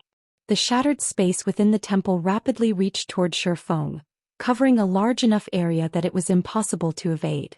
Suddenly, however, golden, divine runes appeared around the swordsman, radiating an indescribably sacred feeling. Boom! An intense explosion shook the temple, and the impact's shockwave even reached the Hell Legion. Atlock certainly had the power to decimate heaven and earth. Sure enough, this trial is a trap. There's no way players can clear it. Every member of the Hell Legion shook their head and sighed as clouds of dust obscured the temple. If Atlock hadn't used such an unbeatable move, Shifeng might have secured the inferior legendary treasure chest with the help of his higher Valkyrie and Tier 4 hero. Unfortunately, the demon god's phantom was too powerful. Current players had no hope against it. Seeing this, Zero Wing's members wore grim expressions. Shifeng and Zero Wing could recover if he suffered a normal death, but if he died in this temple he'd have to remake his account. Wait. I see a golden light within the temple. Just as everyone assumed the fight was over, someone noticed a faint, golden glow radiating from within the dusky temple. He blocked it. Hal Rush stared at the settling dust clouds and quickly spotted Shifeng, still standing before the inferior legendary treasure chest. The swordsman was battered and had lost more than half of his HP, but the demon god's attack hadn't slain him. Is he even human? When the other Hell Legions saw this, they were beyond astonished. A Tier 5 dragon could destroy an entire city in one hit, but even after taking an attack of that caliber, Shifeng had survived, only losing a little over half of his HP. His defenses were heaven-defying. You're quite lucky, puny adventurer. You managed to break through at the last moment and strengthen the magic array in that despicable ring of yours, Atlock said, glaring at Shifeng. The mana within the temple then turned frosty. However, your luck ends here. That ring can only save you once. Do you think you can block my next attack? Atlock gripped his axe in both hands and raised it above his head. He closed his eyes and began to gather the ambient mana to his weapon. The gathered mana grew so dense that it soon took on physical form. Black hole. With the axe as its core, a miniature black hole formed above Atlock, swallowing everything nearby. Its incredible gravitational pull twisted space around it, sparing nothing. He still hadn't used his full strength? Shifeng could only watch the demon god's phantom with a bitter smile. As Atlock had said, Feng had broken through to the intermediate Master Magician's standard at the last moment and manipulated the 7 Luminaries' rings magic array. Even so, Absolute Domain hadn't been strong enough to block all of Atlok's attack. Worse yet, he couldn't use Absolute Domain again for another several minutes. Even if he could use the skill right now, it wouldn't be able to stop Atlok's miniature black hole. Run while the demon god is charging his attack, guild leader. If you let it hit you, everything we've worked for will be over. We'll have plenty of chances to acquire fragmented legendary items in the future. Aqua Rose shouted in the team chat. The demon god's prior attack had already been terrifying, yet the move Atlok was preparing to use had already increased the temperature within a 600-yard radius to a scorching high. This attack was far more powerful than the previous one. If it hit Feng, not even ashes would remain. There's 6 seconds left? Hearing Aqua Rose's urgent advice, Feng glanced at the loading bar hovering over the treasure chest. What he saw left him speechless. Atlok, Arslet and the higher Valkyrie had already exchanged over a dozen moves, and Feng had deliberately remained motionless after the demon god's last attack had struck, trying to buy even more time. And yet only 14 seconds had passed. Feng realized that he could no longer rely on the higher Valkyrie and Tier 4 hero, since both had lost a significant portion of their combat power. Escape? Do you honestly think I'll let you? Atlok realized what was going through Feng's mind when he saw the swordsman's expression. Sneering, he continued, since you've dared to plunder my treasure chest without passing my trial, only one outcome awaits you. The space around the miniature black hole froze, and Feng could hardly move, let alone use teleportation magic. Thief, begone from God's domain. Atlok's eyes began to glow with a strange crimson light, and he swung his axe in a downward arch, pushing the miniature black hole toward Feng. The demon god's weapon crumbled and merged with the black hole in the process. As the black hole pulled away from Atlok, the gravitational pull within the temple increased by several fold, and the miniature black hole left only a void in its path. Don't you dare think I'm that easy to kill. Feng realized that escape was no longer possible as he watched the miniature black hole approach. He decided to go for broke, pulling the Crimson Dragon flying ship from his bag and using a Tier 4 defensive magic scroll to bolster the ship's defenses. The Crimson Dragon flying ship had upper-rank Tier 3 defensive capabilities, which was only slightly weaker than a major NPC city's walls. Normally, only Tier 4 existences could damage the flying ship. The Crimson Dragon flying ship's colossal hull manifested between Feng and the incoming black hole. Once it grew to full size, a magic barrier appeared around the ship. Block it. The miniature black hole that slammed into the Crimson Dragon flying ship. As the attack made contact, the Tier 4 magic barrier around the flying ship disappeared, melting like a candle in a firestorm. Fortunately, the Crimson Dragon flying ship had fared better than that, although it rapidly disintegrated, losing durability by the hundreds. After 3 short seconds, the flying ship's durability had fallen from 5,000 to less than 2,000. Although the flying ship continued to lose durability, the loss slowed. It was clear that the miniature black hole had lost a considerable amount of power. You must block it. Feng's anxiety spiked as he watched the Crimson Dragon flying ship's durability fall to 500. If not even the flying ship could block the miniature black hole, it would kill him instantly with how little HP he had remaining. 500, 300, 100. Feng thought everything was over the moment the Crimson Dragon flying ship's durability hit 0, but the miniature black hole began to fade away. A short moment later, space within the temple returned to normal. By the time the black hole had disappeared, the inferior legendary treasure chest's activation had ended. Colorful lights filled the entire temple, so dazzling that one could see them from anywhere on the Star Tomb's 2nd floor. Success. Feng was ecstatic to see the treasure chest's lid open. He reached into the chest without any hesitation, grabbing the items and tossing them into his epic spatial bag, one after another, not bothering to inspect them. Read latest chapters at Wuxia World. Despite Feng's speed, however, the treasure chest was too large and the items within weren't organized. Moreover, the treasure chest contained over 20 items. By the time Feng collected the 10th item, Atlok was mad with wrath. You'll never leave this place alive, thief. Atlok bellowed. Feng heard the sound of shattering chains, and the demon god's phantom grew from tier 4 to tier 5. The phantom now exuded enough power that even Hell Rush and his Hell Legion, who had remained far away from the temple, shuddered in fear. Their instincts screamed at them to flee. Crap. Everyone run. Shifeng gave Atlock, who was going berserk, a grim look. He hadn't expected the situation to develop like this. After he gave the command to retreat, he promptly used the Tier 3 instantaneous movement scroll he had prepared beforehand. Chapter 2494. Legendary event. When Shifeng disappeared, Atlox became even more incensed. You think you can escape my grasp, thief? The demon god's eyes narrowed as he shifted his gaze to the forest's southern end. With a cutting hand gesture, Atlock created a spatial gate, stepping into it and leaving only Anna, Arslet, and the higher Valkyrie in the temple. As Atlock left, the temple began to fade away. The players outside of the temple gasped as it did.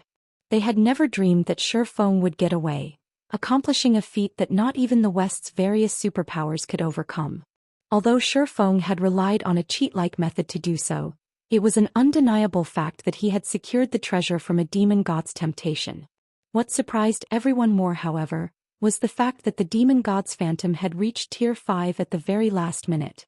After witnessing the demon god's phantom's combat power at tier 4, they all knew that it was practically invincible at this stage of the game now that it had reached tier 5. Destroying an entire empire should be a piece of cake for the being, much less an entire kingdom. Furthermore, the demon god's phantom had left the temple to chase down Shifeng. The situation was simply absurd. Commander, let's get out of here. If that demon god returns, it won't rest until every last one of us is dead. Thunder Beast urged Hell Rush once Atlock had left through the spatial gate. Even without Shifeng's warning to flee, they knew how dangerous their current predicament was. Retreat. Hell Rush could only sigh as he glanced toward the forest's southern area.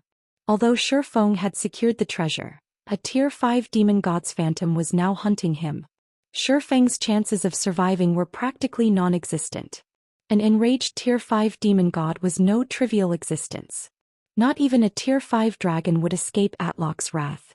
While the Hell Legion and Zero Wings experts pulled back to the passage leading to the Star Tomb's first floor, Shifeng, who had fled by using a tier 3 instantaneous movement scroll, activated disintegration power, forcing himself to tier 4. He then activated Gale Domain and flew toward the Star Tomb's exit with as much haste as possible, no slower than a flying mount. Before Shifeng had made it 2,000 yards, however, a spatial gate opened in his path and Atlock emerged. He teleported here directly? The sight of the demon god's phantom left Shifeng speechless. He hadn't expected Atlock to be this vicious. Based on what Shifeng remembered from his past, the demon god's phantom guarding the temple shouldn't chase after a player once they left the temple with the treasure. Yet not only had Atlock continued the chase, but the demon god's phantom had teleported to him as well. I will eliminate every trace of your soul from this world, thief. The moment Atlock spotted his prey, he began to chant an incantation. The sky above Shifeng shattered, and an endless torrent of fire descended, covering a 4,000-yard radius. Tier 5 Curse, Extinction Flames. Normally, Tier 5 Divine Mages needed over a dozen seconds to cast this spell, yet Atlock cast it instantaneously. To make matters worse, players couldn't even use Tier 3 instantaneous movement scrolls within Extinction Flames AoE. Noticing the inferno from a distance, the Hell Legion and Zero Wings members were astonished. Even from so far they could see flames engulf the area above the entire southern forest, threatening to devour the wooded area. How could anybody escape such a terrifying attack? Suddenly a spatial tear opened before the team and a figure jumped through it. The figure was none other than Shifeng, who looked incredibly miserable. His HP was already in the red. Guild leader Black Flame? You actually managed to escape? Hell Rush was surprised to see the swordsman. The rest of the team could only stare at Shifeng in shock. The demon god had clearly used a tier 5 curse against Shifeng, yet he had escaped with his life. It was unbelievable. Everyone get ready. The demon god's phantom hasn't noticed me yet. I'll open a spatial gate that teleports us to the first floor. As soon as it opens, go through it. Shifeng shouted his command when his teammates only stared at him. The only way to flee from a Tier 5 curse like Extinction Flames was to teleport out of range with a Tier 4 instantaneous movement scroll. Although Shifeng didn't have one on hand, he had the 7 Luminaries Ring, an extraordinary life-saving tool. With the 7 Luminaries Ring's space movement, he could teleport to any location within a 600,000-yard radius. But when he had jumped into the spatial tear the skill created, the curse's flames had followed, scorching him and nearly taking his life. Fortunately, he had activated Disintegration Power, which temporarily granted him a Tier 4 player's defense and HP. If he had only relied on Heavenly Dragon's Power's defense and HP, that attack would have been the end of him. However, space movement had a 3-minute cooldown. If the demon god came at him again, he wouldn't survive. He couldn't just leave the Hell Legion and his comrades here, and now that Atlok was so furious, the demon god's phantom would transform every inch of the Star Tomb into a land of death. Aqua Rose and the others could only survive if they left the regional dungeon now. Shifeng didn't waste any time in summoning the spatial gate. The rest of his team realized that they were in a race against time as well, and they charged through the spatial gate the moment it was complete, vanishing from the Star Tomb's 2nd floor. By the time Atlok had realized what was happening and used space movement himself, everyone had fled through the spatial gate already. Despicable thief! I will never let you get away with this! Atlok roared as the spatial gate disappeared as well. Meanwhile, once Shifeng was outside of the Star Tomb, he received a system notification. System, you have triggered the legendary quest, Demon God's Wrath. You have stolen Demon God Atlok's treasure, and the Demon God has employed the soul curse against you in retaliation. Not only will Demon God Atlok and his kin hunt you, but you will suffer triple the death penalty. In addition, you will lose 1 level every 7 days. Once your level falls below level 100, the Demon God will find you. Quest content: kill Demon God Atlok's phantom doppelganger. No time limit. Quest reward unknown. As Shifeng received the system notification, everyone else heard the sound of a system announcement. Star Valley Region System Announcement. A player has triggered Star Valley's legendary event, Demon God's Wrath. A Demon God's Shrine will activate in Star Valley in 1 day. Players will have the opportunity to receive the Demon God's legacy at that time. The system announcement repeated 3 times, and all players within Star Valley heard it clearly. For a time, an uproar shook Star Valley to its very core. Chapter 2494, Legendary Event. When Shifeng disappeared, Atlox became even more incensed. You think you can escape my grasp, thief? The demon god's eyes narrowed as he shifted his gaze to the forest's southern end. With a cutting hand gesture, Atlok created a spatial gate, stepping into it and leaving only Anna, Arslet, and the higher Valkyrie in the temple. As Atlok left, the temple began to fade away. The players outside of the temple gasped as it did. They had never dreamed that Shifeng would get away, accomplishing a feat that not even the West's various superpowers could overcome. Although Shifeng had relied on a cheat-like method to do so, it was an undeniable fact that he had secured the treasure from a demon god's temptation. What surprised everyone more, however, was the fact that the demon god's phantom had reached Tier 5 at the very last minute. After witnessing the demon god's phantom's combat power at Tier 4, they all knew that it was practically invincible at this stage of the game now that it had reached Tier 5.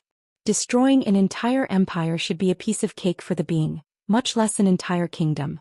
Furthermore, the demon god's phantom had left the temple to chase down Shifeng. The situation was simply absurd. Commander, let's get out of here. If that demon god returns, it won't rest until every last one of us is dead. Thunder Beast urged Hell Rush once Atlok had left through the spatial gate. Even without Shifeng's warning to flee, they knew how dangerous their current predicament was. Retreat. Hell Rush could only sigh as he glanced toward the forest's southern area. Although Shifeng had secured the treasure, a Tier 5 demon god's phantom was now hunting him. Shifeng's chances of surviving were practically non-existent.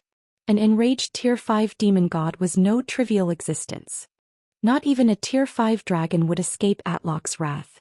While the Hell Legion and Zero Wings experts pulled back to the passage leading to the Star Tomb's first floor, Shifeng, who had fled by using a Tier 3 instantaneous movement scroll, activated disintegration power, forcing himself to Tier 4. He then activated Gale Domain and flew toward the Star Tomb's exit with as much haste as possible, no slower than a flying mount. Before Shifeng had made it 2,000 yards, however, a spatial gate opened in his path and Atlok emerged. He teleported here directly? The sight of the demon god's phantom left Shifeng speechless. He hadn't expected Atlok to be this vicious. Based on what Shifeng remembered from his past, the demon god's phantom guarding the temple shouldn't chase after a player once they left the temple with the treasure. Yet not only had Atlok continued the chase, but the demon god's phantom had teleported to him as well. I will eliminate every trace of your soul from this world, thief. The moment Atlok spotted his prey, he began to chant an incantation. The sky above Shifeng shattered, and an endless torrent of fire descended, covering a 4,000-yard radius. Tier 5 Curse Extinction Flames. Normally, Tier 5 Divine Mages needed over a dozen seconds to cast this spell, yet Atlok cast it instantaneously.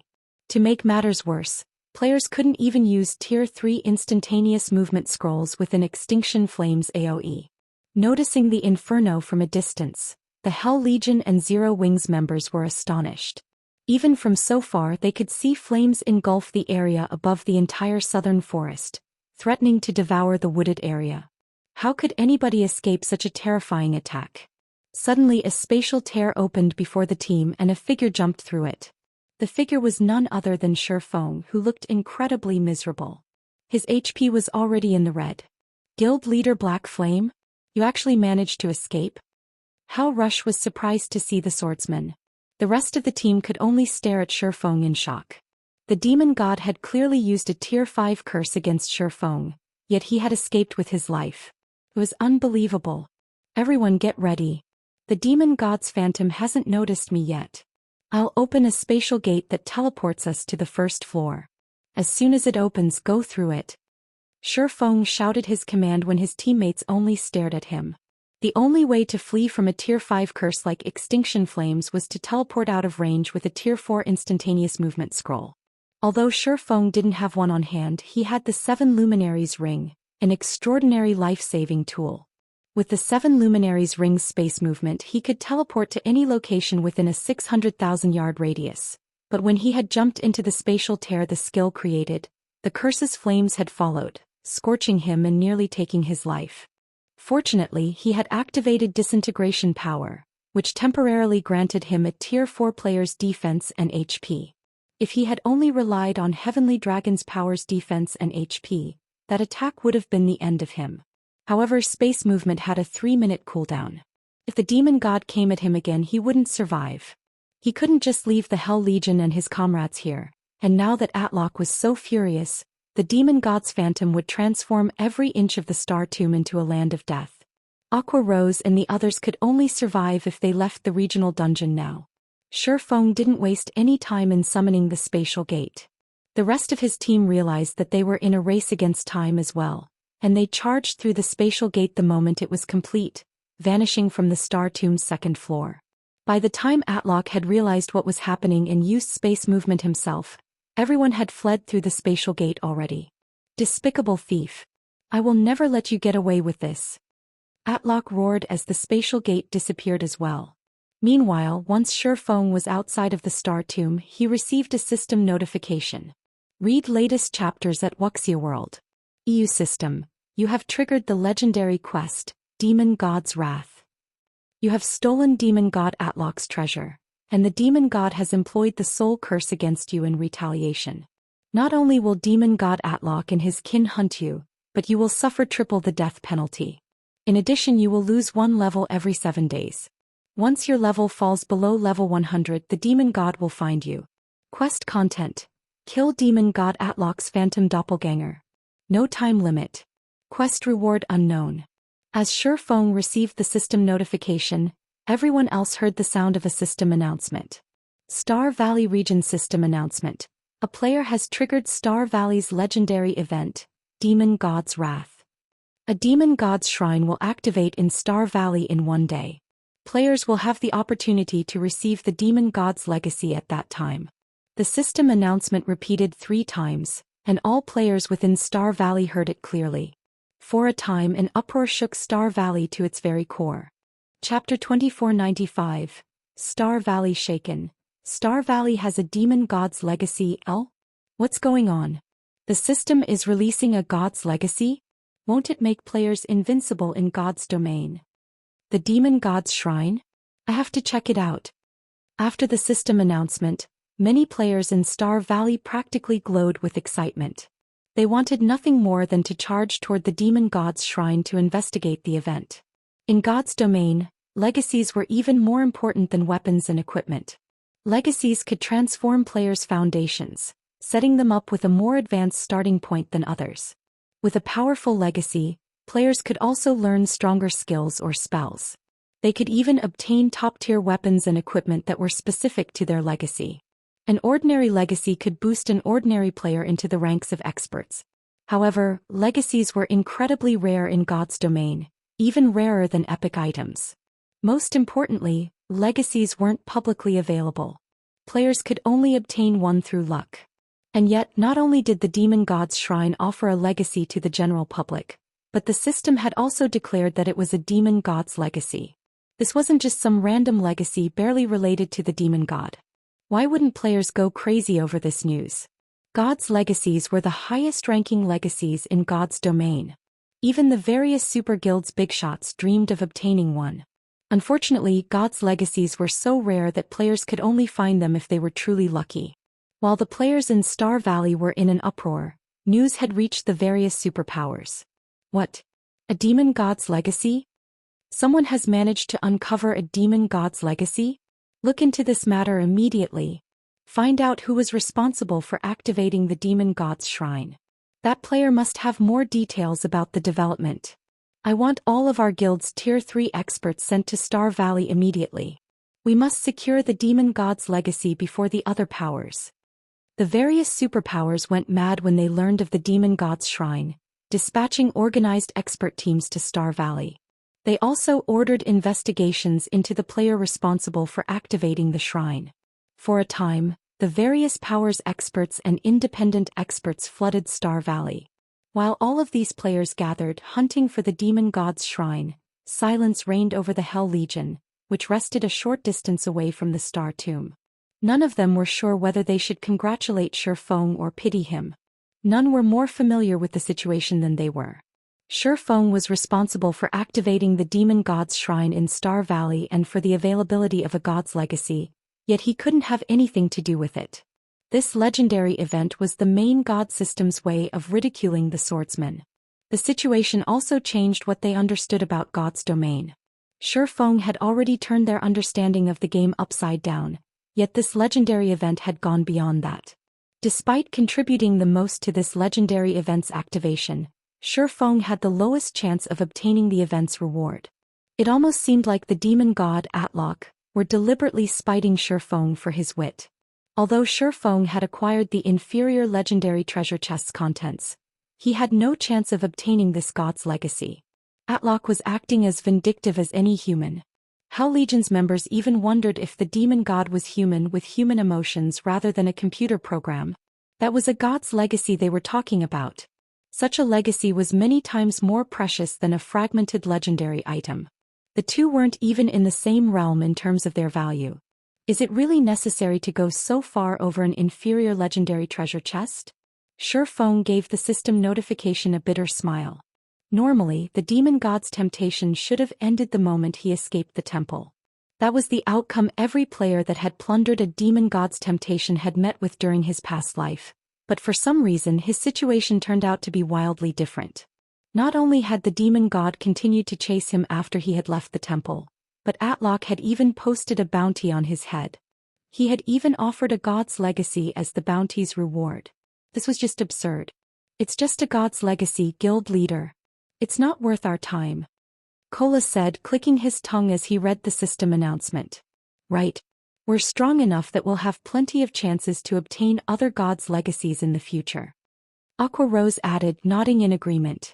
Although Kola and Aqua Rose tried to reassure their guild leader, the Hell Legion's members realized that they were simply putting up a strong front. They were talking about a god's legacy after all. Only the most fortunate players had a chance to obtain one. Moreover, based on how this event had been triggered when Shifeng slipped through Atlock's grasp, the requirements to obtain the legacy likely involved targeting Shifeng. NPCs often hunted down gods' domains players, but since the gods couldn't appear on the continent right now, Atlock was forced to post a bounty. Guild leader Black Flame, you don't need to be concerned about this. The demon god might be using a god's legacy as bait, but obtaining it will likely be a major challenge. This might even be another of the demon god's traps. At least you managed to get your hands on the treasures in that chest, Hell Rush said, trying to console Shifeng. Thank you for your concern, Commander Rush, but I don't really mind the situation, Shifeng said, smiling at Hell Rush when he saw the man's pity. He didn't actually care that Atlock had placed a bounty on his head.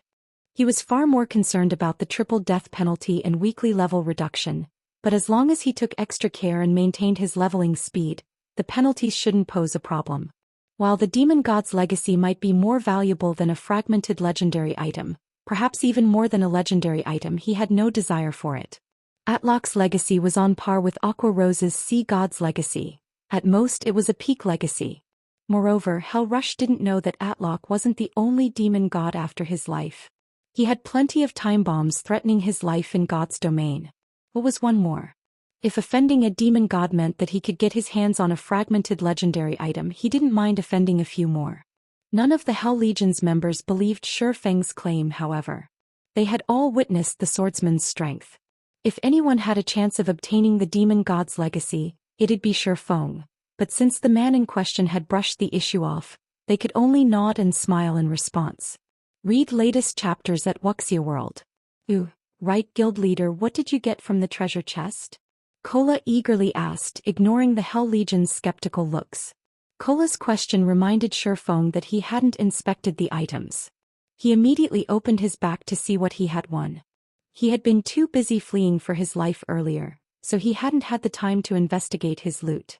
Once he had escaped the Star Tomb, his personal system notification and the regional announcement had demanded his attention. As Shifeng inspected the items, he was stunned. It's no wonder why that demon god's reaction was so extreme.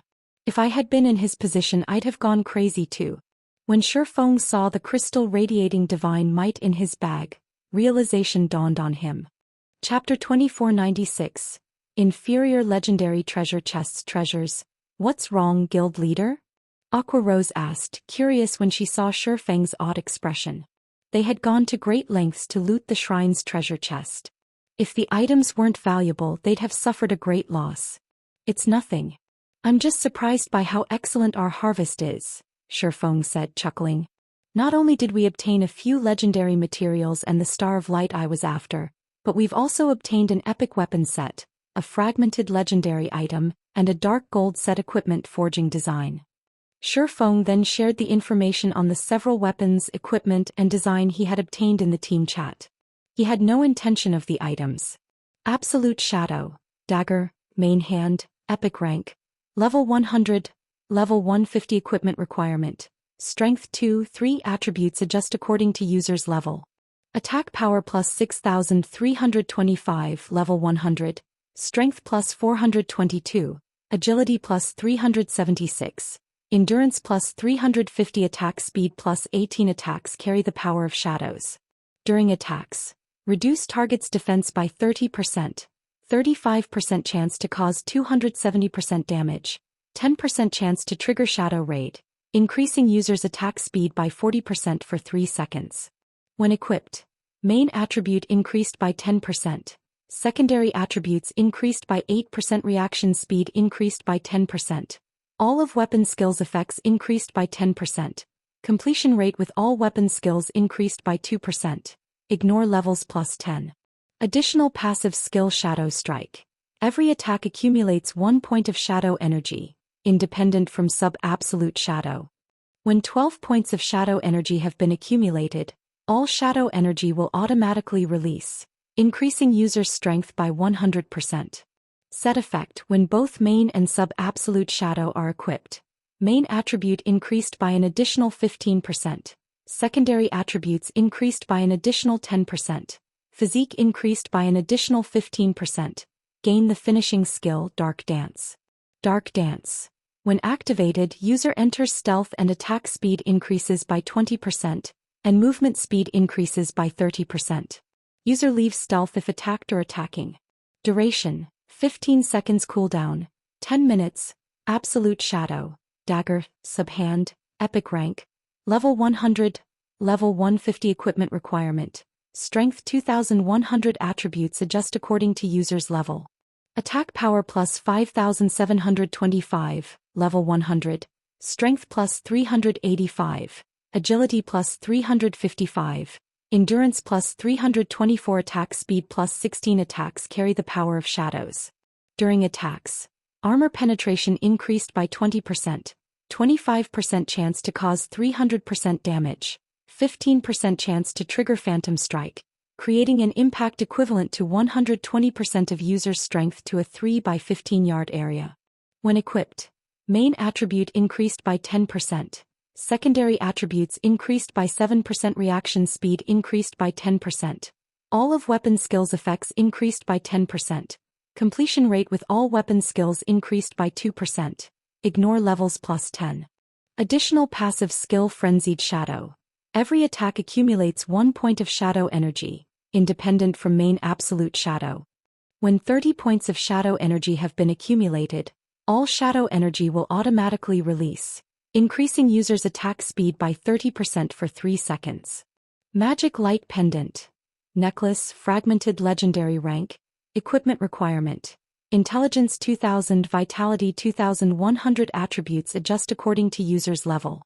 When equipped, all attributes increased by 35%. Obtain Magic Light Body, increasing physique and mana affinity by 30%. Additional passive skill 1 Mana Draw. Draws mana from the environment to recover user's mana. User regenerates 1% of their maximum mana every 5 seconds. Additional passive skill 2 Mana Heart. All spell effects increased by 30%. All casting time reduced by 25%. All spell completion rates increased by 5%. Additional active skill Mana Recharge. Forcefully elevates all spell effects by 1 tier, to a maximum of tier 5, for 12 seconds. Cooldown 3 hours, Dark Demon Set Forging Design, Dark Gold Rank, Set Level, Level 110, Level 125 6-piece set, Dark Demon Gauntlets, Dark Demon Breastplate, Dark Demon Helmet, Dark Demon Leg Guards, Dark Demon Boots, Dark Demon Bracers. Class Restriction. Plate Armor Classes Set Effect 4-piece effect. Increases main attribute by 10% and all skill completion rates by 3%. 6-piece effect. Increases physique by 20%. Upgrades physical armor to magic armor. When they saw the several items details, both Zero Wings members and the Hell Legion were stupefied. Aren't this inferior legendary treasure chests items a little too awesome? They're more than awesome. If an assassin equipped those daggers, they could reach for the heavens. Not only would their attack power be off the charts, but they could kill other players undetected. Those daggers are impressive, but they're garbage compared to the necklace for magical classes. I bet I could even challenge my tier 4 promotion quest as soon as I meet the level requirement with that necklace. That dark gold set equipment is just as incredible. The 6-piece set effect actually converts the set's defensive rank into magic armor. Opponents would have a hard time dealing damage to a player in that set. If an entire team could wear the Dark Demon set, they'd become an unstoppable army. Every member of the Hell Legion drooled when they saw the items. They had never dreamed that Zero Wing would gain such astounding items. Not only had Shifeng secured a fragmented legendary item, but he had also obtained a top-tier epic weapon set and dark gold set equipment forging design. These items were likely as valuable as the Demon God's legacy. Hell Rush was particularly jealous, especially when he saw the Dark Demon set. It was godly equipment for plate armor classes.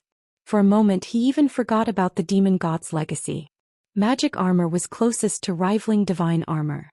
Not only did it reduce the damage from non-piercing attacks of the same tier by 30%, but it also reduced magic damage by a significant margin.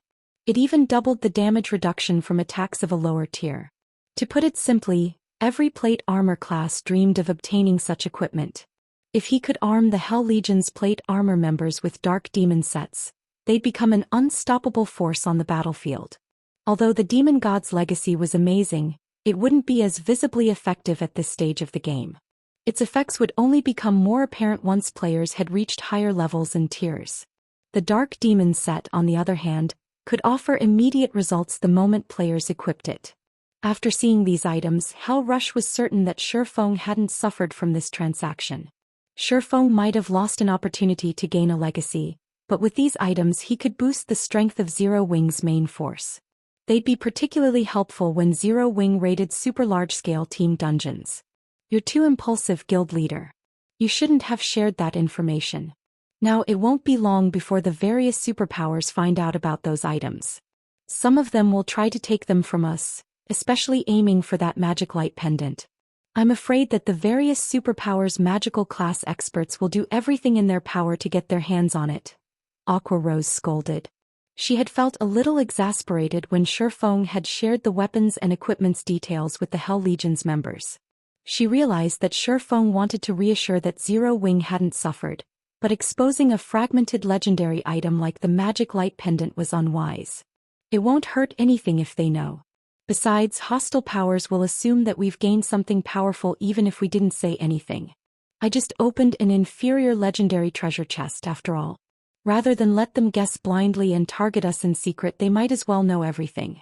That way we can reduce the risks, Shifeng said, chuckling. All right, it's about time for us to head back. Hiding the details of his harvest wouldn't have been an issue if the Hell Legion hadn't watched him open the inferior legendary treasure chest, but they had seen everything. Hiding his harvest was impossible. He'd much rather reveal the items and use them to elevate Zero Wing's fame than encourage the various superpowers to hunt the guild in the dark to find out what he had obtained.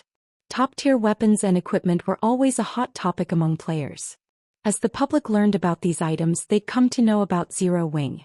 Read latest chapters at Wuxia World.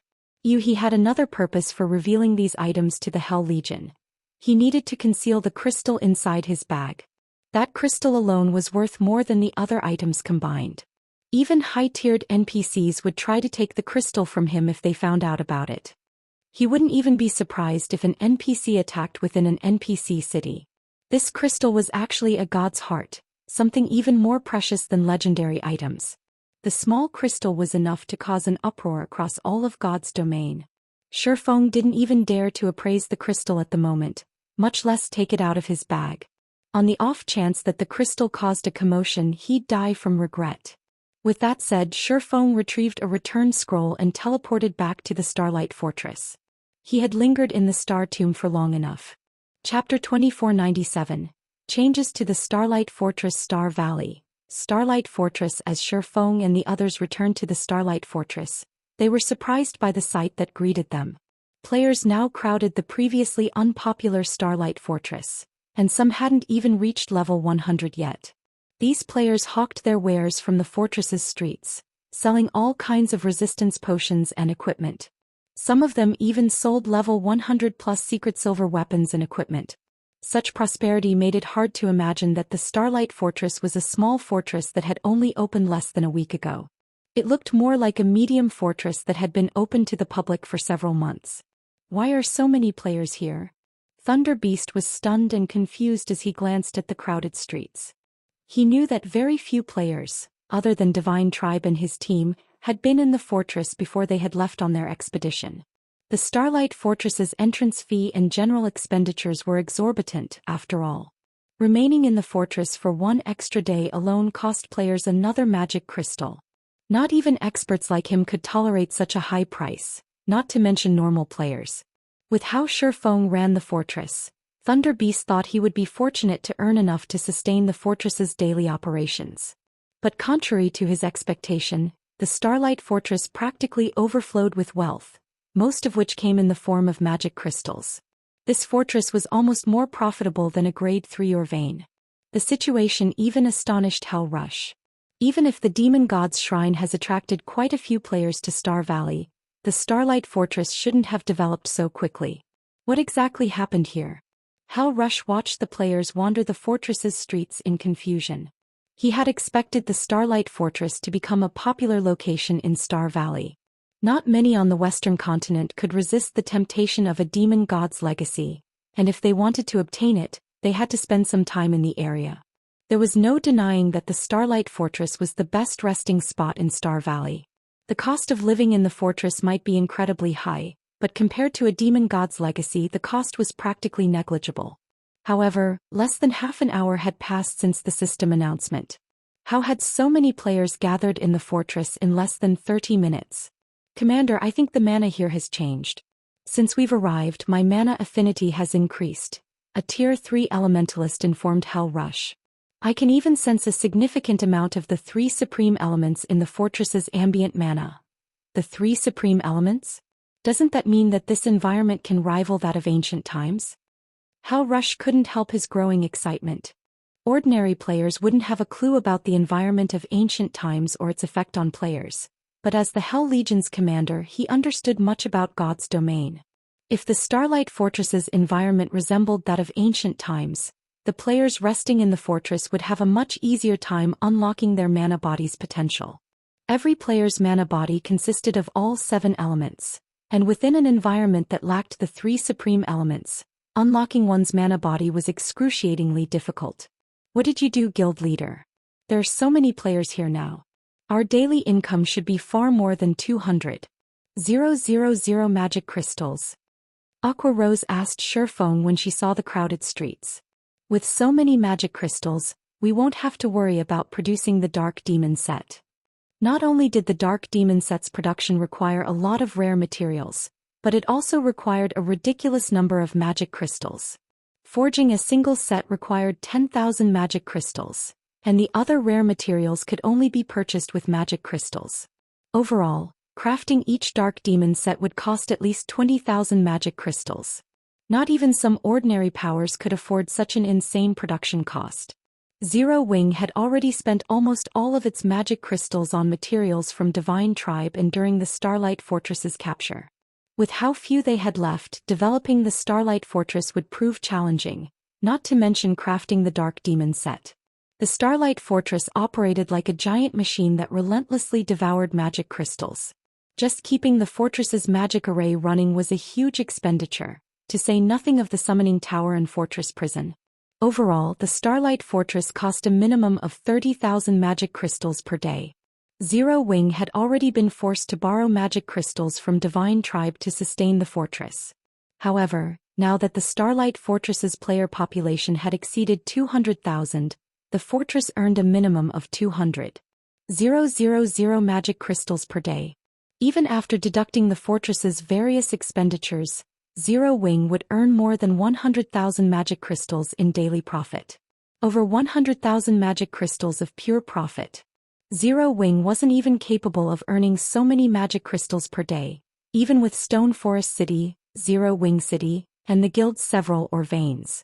I haven't done anything. Players are just becoming more perceptive, Shurfeng said, chuckling at Aqua Rose's excitement.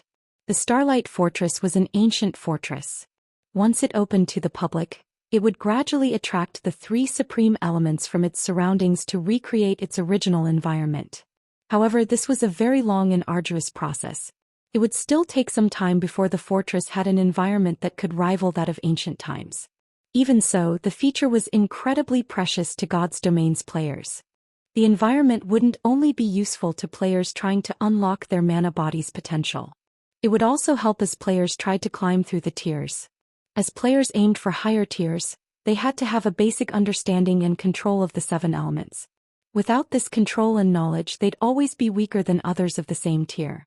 As for the matter of the Dark Demon set, he had been nursing a headache over the issue as well.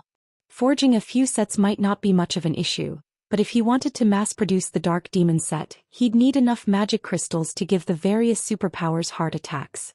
Fortunately, the Starlight Fortress had been developing wonderfully while he'd been gone. Without this progress, he would have only been able to stare at the forging design. While he had solved the problem of materials, however, he still needed sufficient manpower. He couldn't do it all by himself. He would need at least 2 other advanced master forgers to ensure a reliable success rate when Happyface the Dark Demon set. The cost of failure would even be enough to put a first-rate guild in the red. Suddenly, a party of level 106+ peak experts, led by a beautiful woman, approached Shurfeng. The graceful woman was none other than Phythalia, the Divine Hymn Legion's commander. Surprisingly, Phythalia had lost a level, falling to level 106, and a faint, deathly aura surrounded her, signifying that she was currently in a weakened state. The revelation shocked Shurfeng and the others. "I've finally found you, Guild Leader Black Flame," Phythalia said with a somber expression. "Has something happened?" Shifeng replied with a question. Communication between those within the Star Tomb and those outside of it was severed. To contact players on the other side, one would have to do so through offline means. However, Shifeng hadn't been worried with Divine Tribe's forces and the Silver Divine Dragon protecting the Starlight Fortress, and as such he hadn't left any of his guild's experts behind in the fortress. Mythology's people arrived.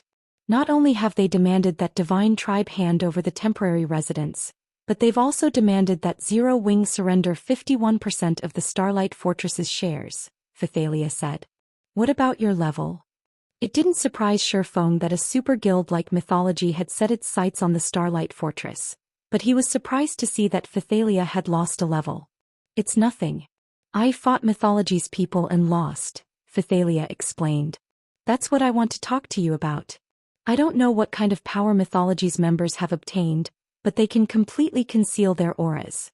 Even when they fought inside the fortress, the Divine Dragon needed some time to sense them. If Mythology causes more chaos in the fortress, I'm afraid that we won't be able to contain it. Even you weren't a match for them." Hal Rush was stunned to hear about the recent events. Read latest chapters at Wuxia World. Hal Rush knew how strong Phythalia was. She was definitely as strong as he was.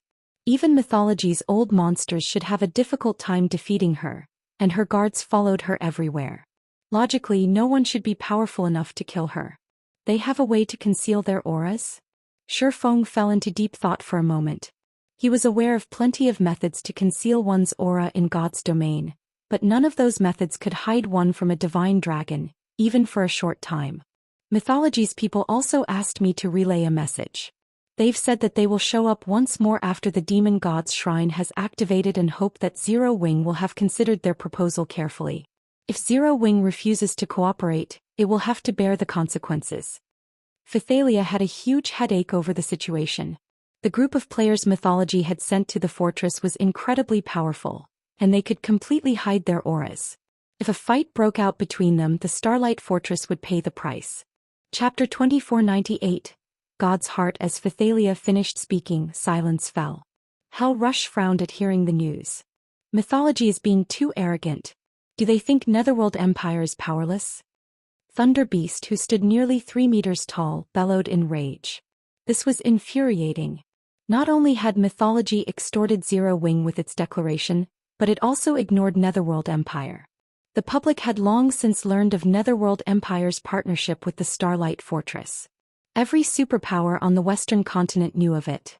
Naturally, there was no way a super guild like Mythology hadn't heard. And yet, Mythology demanded 51% of the Starlight Fortress's shares. Not even Netherworld Empire had any of the fortress's shares. By demanding 51% of the fortress, Mythology had essentially declared that it was more powerful and important than Netherworld Empire. Phythalia, do you know who's leading the team from Mythology? Hal Rush asked in a frosty tone. It seems it's been so long since our last battle that Mythology's people have forgotten about the Hell Legion.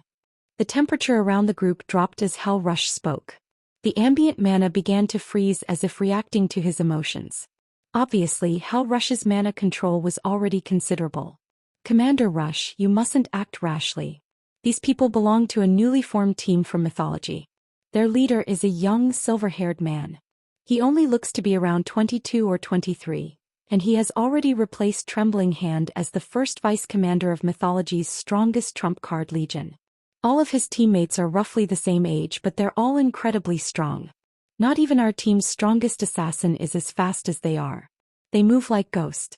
When they had appeared behind me, I hadn't noticed their presence at all, Phythalia elaborated when she realized that Hal Rush intended to pick a fight with these Mythology members. Their team will be especially difficult to take down in the fields. She understood Hal Rush's rage, but this team had a little over a dozen players and they could all vanish without a trace. If the Hell Legion fought these players in the Starlight Fortress, they might be fine, but the Legion would only be running towards its death if it tried to take them on in the fields. With the complex terrain in the fields, not being able to sense one's opponent would leave one blind. Even if Hal Rush and the others were strong, those Mythology members were exceptionally fast. Pinning down just one of those players would require 5 or 6 peak experts at the very least. And there were over a dozen of those experts. When these players had attacked the dozens of peak experts under her command, she hadn't been able to stop them. These mythology members targeted a single player before fleeing once they killed their mark. It was easy to imagine how formidable they'd be out in the fields. He's replaced Trembling Hand? How is that possible? Thunder Beast was astonished. Trembling Hand had been known as a genius ever since he had joined the virtual gaming world. He had fought in virtual games for over a dozen years now and had long since reached the domain realm. He had achieved just as much in the domain realm as Hell Rush, and the man was still in his 30s. He was currently at his prime and he still had plenty of room for improvement. The various superpowers upper echelons all believed that Trembling Hand was the most likely player to become the commander of Mythology's strongest trump card legion, and yet he had lost his position as first vice commander to a youth. Even Hell Rush wore a grim expression after hearing the news. It's no wonder why they dared to spout such nonsense. It seems they're not all talk after all. Hell Rush thought, his eyes narrowing as he thought about how to deal with these people. If what Phythalia said was true, this would be a major problem. There were only a few members of the Hell Legion who could go up against Trembling Hand. None of the rest of the Legion's members would last very long against him. Meanwhile, the youth Phythalia mentioned could evade detection and was even stronger than Trembling Hand. If that were true, none of the Hell Legion's members would last more than a handful of moves against this silver-haired youth. Unless the target had an invulnerability skill or spell, not even Hell Rush could help before the youth executed 3 or 4 moves. Meanwhile, if this youth wanted to escape, they'd need at least 20 peak experts to stop him, and that was assuming that these experts didn't lose sight of the young man. Commander Phythalia, do you have a record of their entry and exit from the fortress? Chirfeng asked. No. They seemed to have just appeared, and based on their behavior, they had no issue slipping past the gate security. Not even the Tier 3 NPCs noticed them, Phythalia said, shaking her head. Divine Tribe had stationed some of its Tier 3 personal guards to manage the Starlight Fortress's front gate, but when she had checked the NPC's asterisk records, there was no mention of the players from Mythology. It was as if these people had appeared out of thin air. Stopping these players at the fortress's gate wasn't even possible. This is interesting, Chirfeng said, smiling. Interesting. Phythalia could not help but roll her eyes. For a moment she wondered if Chirfeng understood the severity of this situation. With the ability to enter and leave the Starlight Fortress freely, no one could stop these players from causing chaos within the Starlight Fortress. The Starlight Fortress had just taken off. If chaos ensued inside, it would spell tragedy for the fortress's development.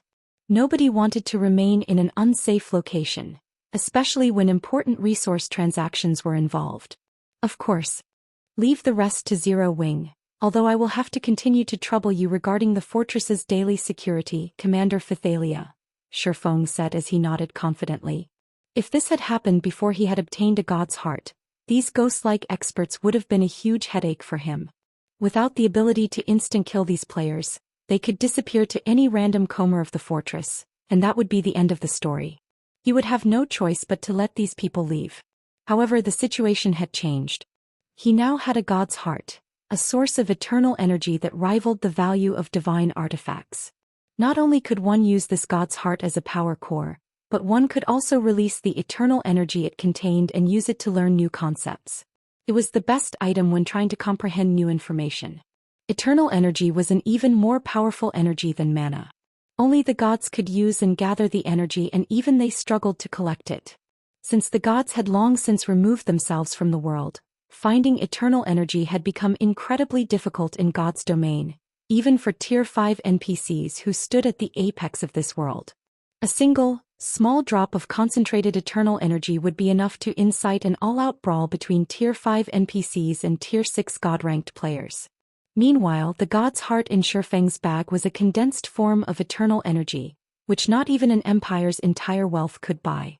Initially, Chirfeng had wanted to learn the rest of the memory crystal's content once he had returned to the eastern continent and found an ideal venue for studying the information. Tier 3 players' foundations were their mana bodies, and only by unlocking his epic mana body's potential could he display his full strength. He'd then be able to explore the maps that contained Solomon's sword's remaining fragments. Hence, he needed a location that could help him gain the most benefit from the Eliades memory crystal. However, now that he had a god's heart, he wouldn't have to go to such great lengths to learn the crystal's contents. Once he found enough privacy to take the god's heart from his bag without exposing it to others, he could create his own venue, the best in God's domain. Fortunately, the Fortress Lord's mansion was the perfect location. Shifeng then parted ways with Phythalia and the others, making his way to the mansion. Phythalia was dumbfounded as she watched Shifeng and Zero Wing's members walk away. She couldn't fathom what was going through the swordsman's mind. At such a crucial moment, Shifeng had reacted similarly to Hell Rush, intent on taking his anger out on these mythology players. "What should we do now, Commander?" the Tier 3 shield warrior beside Phythalia asked. "The ruckus mythology caused has already scared plenty of merchant players away. If mythology causes another scene, I'm afraid everyone in the fortress will panic. Controlling the situation won't be easy. Read latest chapters at Wuxia World. You forget it. I don't care anymore. Let mythology's people cause a scene if they want.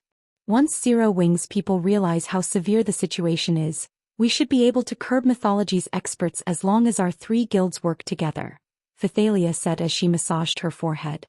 She had already learned that trying to dissuade Shifeng from doing anything foolish was a waste of time. She might as well let him try whatever he had planned. Once he failed, he'd approach Divine Tribe to work on a solution together. "There's no need for such pessimism, Commander Phythalia. Who knows? Guild leader Black Flame might actually be able to show these mythology members who's boss. Zero Wing's strength is the real deal.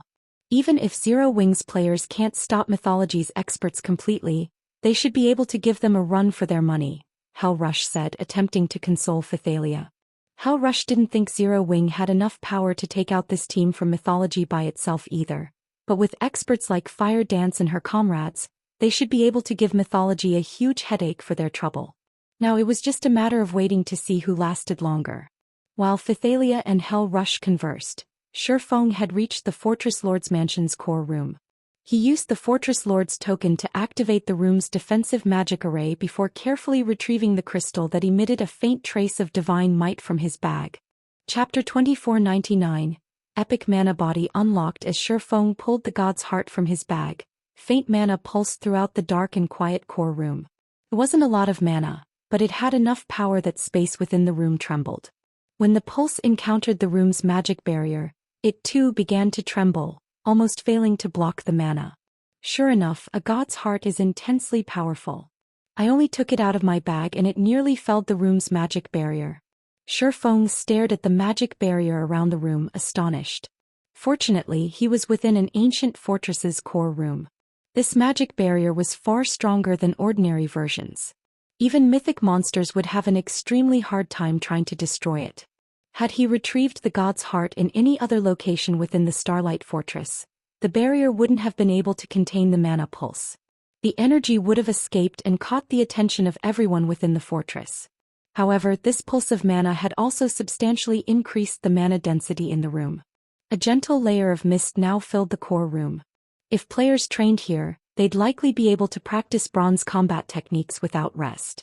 They could train to their heart's content. Following which, Shifeng activated Omniscient Eyes to appraise the god's heart. Augustus's damaged heart. Inferior divine artifact rank material. This is the barbarian god Augustus's heart and crystallization of eternal energy. When Augustus had fallen, the demon god Atlock had secured his heart and repeatedly modified it. Once one has activated the magic array engraved on the heart, the user will be exposed to dense eternal energy for 12 hours. The magic array will require 3 months to recover after each activation. Restoring the magic array's eternal energy is possible by sacrificing 1 god crystal. Amazing! Atlock had transformed a consumable god's heart into a tool that can supply endless eternal energy. When Shifeng read Augustus's heart's description, he was shocked. God's hearts were typically one-time use consumables. When players released the eternal energy contained within, the god's heart would release all of its energy. Eventually, the god's heart would run out of eternal energy and fade from existence. Only a few Tier 5 NPCs could control the release of eternal energy from a god's heart, allowing them to use the item multiple times. Even so, they couldn't change the fact that the god's heart would vanish when it ran out of eternal energy. And yet, Atlock had successfully modified Augustus's heart, transforming it into a tool that could offer endless eternal energy. Shifeng had certainly hit the jackpot this time. It was no wonder why Atlock was so determined to kill him, even using a demon god's legacy as bait. Although one could only use the modified Augustus's heart for 12 short hours, it was more than enough time for players. The only major flaw was the 3-month cooldown. Even so, Augustus's heart was unbelievably amazing. Players would encounter countless roadblocks on their road to higher tiers in God's domain, and it wasn't possible to overcome all of these roadblocks at once. Players would have to face them one after another. The Tier 3 mana body and Tier 4 mana control were 2 examples. However, Shifeng could overcome them all with Augustus's heart. Moreover, he could use a god crystal to circumvent the cooldown. He was immensely satisfied with his latest endeavor. If word of Augustus's heart spread, all of God's domain would go into a frenzy, including both players and NPCs. Shifeng took a moment to suppress his excitement and began to activate the magic array within Augustus's heart. He was prepared to accept the Heavenly Blue Saint's mana body legacy. However, Shifeng frowned when he examined the array. This magic array was more complex than any he had encountered before. Manipulating it would be intensely challenging, even now that he had become an intermediate master magician. A basic master magician would have no chance of activating this magic array. Sure enough, the main god system won't just hand players so much power. Shifeng gave the magic array a bitter smile. He had wanted to use the god crystals he had on hand to help Kola and the rest unlock their mana body's full potential once he had done so himself. The sooner they did so, the more they would benefit in the future. However, it seemed that wouldn't be possible. Activating Augustus's heart's magic array would be absolutely impossible unless one had become an intermediate master magician. His dream of forming an army of powerful experts had just shattered. Becoming a master magician in God's domain was far easier than becoming a master forger, yet very few players were capable of accomplishing the feat naturally. Reaching every subsequent rank after becoming a basic master magician was incredibly difficult, even more so than rising through the ranks after becoming a master forger. In all of Zero Wing, only Aqua Rose and Violet Cloud had high chances of becoming basic master magicians. Everyone else would still have a long road ahead of them, and 2 players simply weren't enough to form an army. Shaking his head, Shifeng banished his thoughts and began to focus on learning and decoding the magic array. 10 minutes. 20 minutes, 40 minutes. As he completed the final strand of mana's trajectory, Augustus's heart lit with a colorful glow. Streams of purple mist then flowed from the item and into Shifeng. Suddenly, Shifeng felt incredibly comfortable and his mind was unprecedentedly clear. The eternal energy proved many times more effective than the densest mana. Wasting no time, Shifeng retrieved the memory crystal Eliade had given him and started to study her legacy on the mana body. The goddess's mana body technique was more complex than her mana technique legacy. Not only did it contain information on mana and the methods to control it, but it also contained concise information on the structure of mana bodies. According to Eliade's research, the higher a mana body's rank was, the more complex it would be. Subsequently, one would need a more complicated mana control method to use their mana body. An epic mana body was on par with a super large-scale magic array consisting of several hundred smaller arrays. There were many ways to control this super large-scale magic array, but only one would give a player full control over the entire array. They'd have to construct a simple magic array that would allow the user to control multiple core arrays. The more core magic arrays this simple array could control, the more power the super large-scale magic array could exhibit. If Shifeng had tried to process all of the information within the memory crystal before he had obtained Augustus's heart, none even the densest mana would save him from the headache. Fortunately, the eternal energy around him was amazingly beneficial. Not only did it boost his comprehension and memory, but it also allowed him to try to create the simple magic array that was necessary for controlling the flow of mana within his mana body. For a time, Shifeng radiated stronger and weaker mana at random intervals. At his strongest, he radiated dense enough mana to rival that within Stone Forest City, and at his weakest he radiated roughly the same density as the mana found in ordinary NPC cities. During the process, Shifeng rapidly unlocked more of his mana body's potential. 40%, 55%, 70%. Read latest chapters at Wuxia World. However, as Shifeng continued to unlock his epic mana body, his progress slowed. By the time the memory crystal's duration ended, Shifeng had only reached 82% of his potential. He was still far from 100%. In the 9 hours since he had activated Augustus's heart, he had only unlocked 91% of his mana body's potential. Just as the 12 hours were almost up, an intense wave of mana exploded from Shifeng's body, forming a mist in the core room. The mist was light, easy to miss if one weren't paying attention, but it was undeniable that Shifeng exuded mana that was so dense it condensed into its liquid form. Finally, success.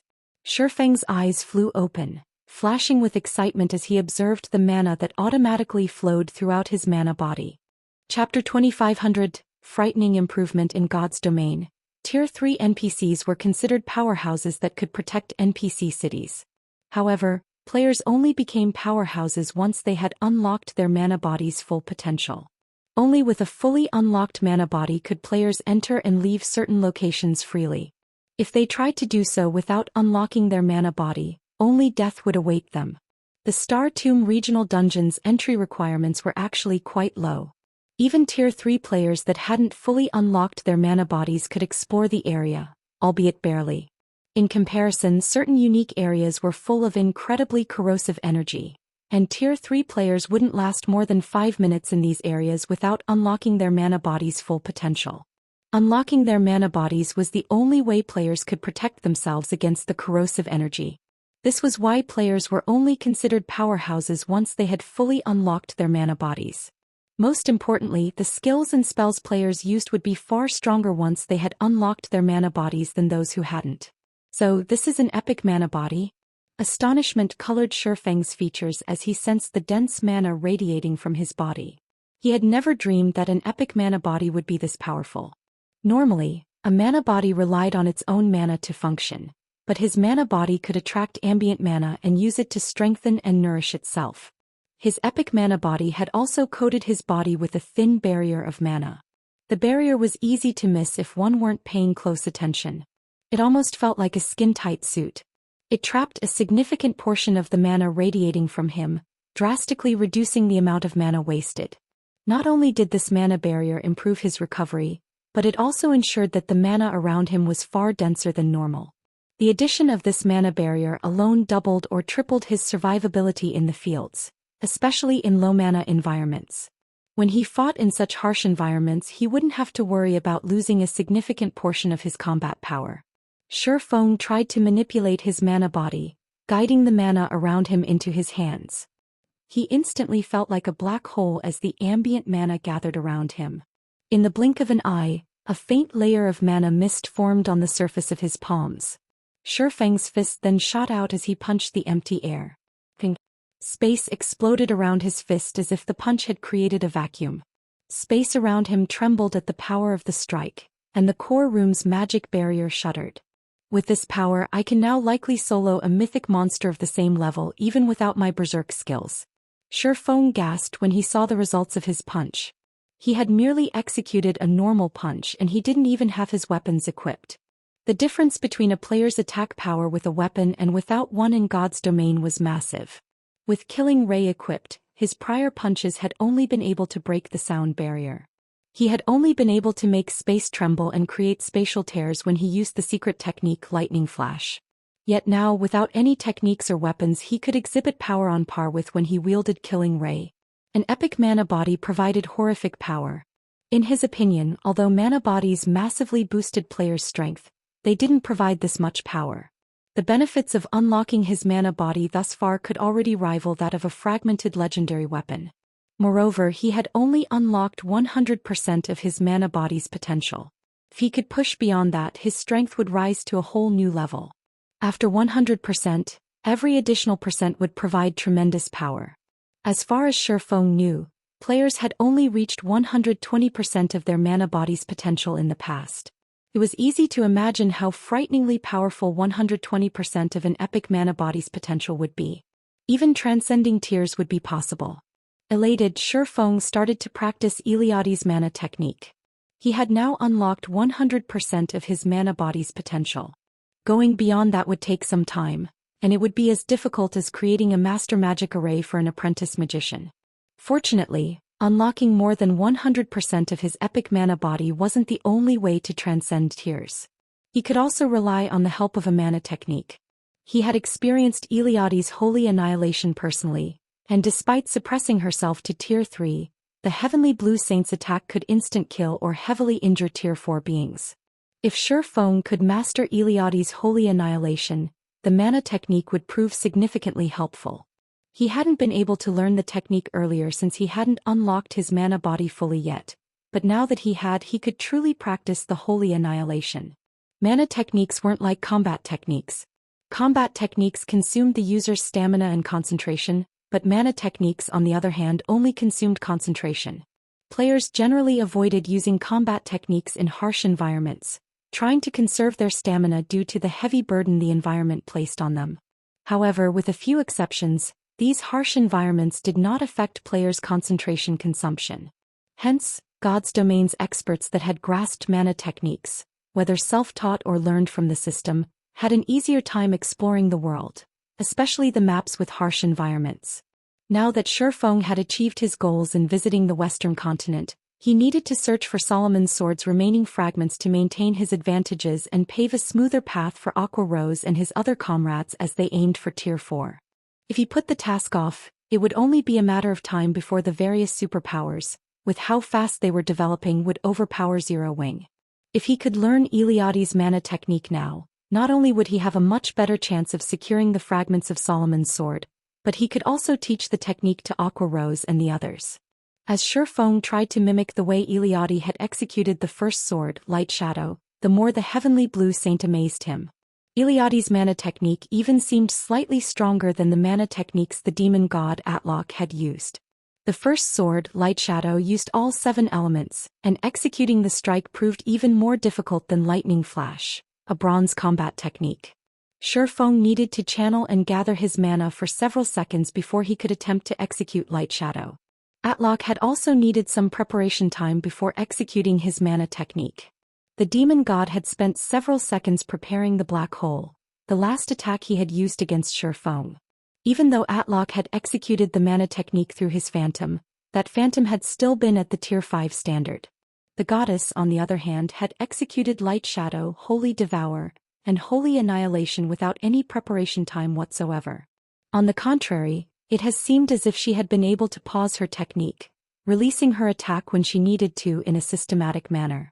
When Shifeng thought about that fight, he realized the intervals between each of her attacks had been exactly the same.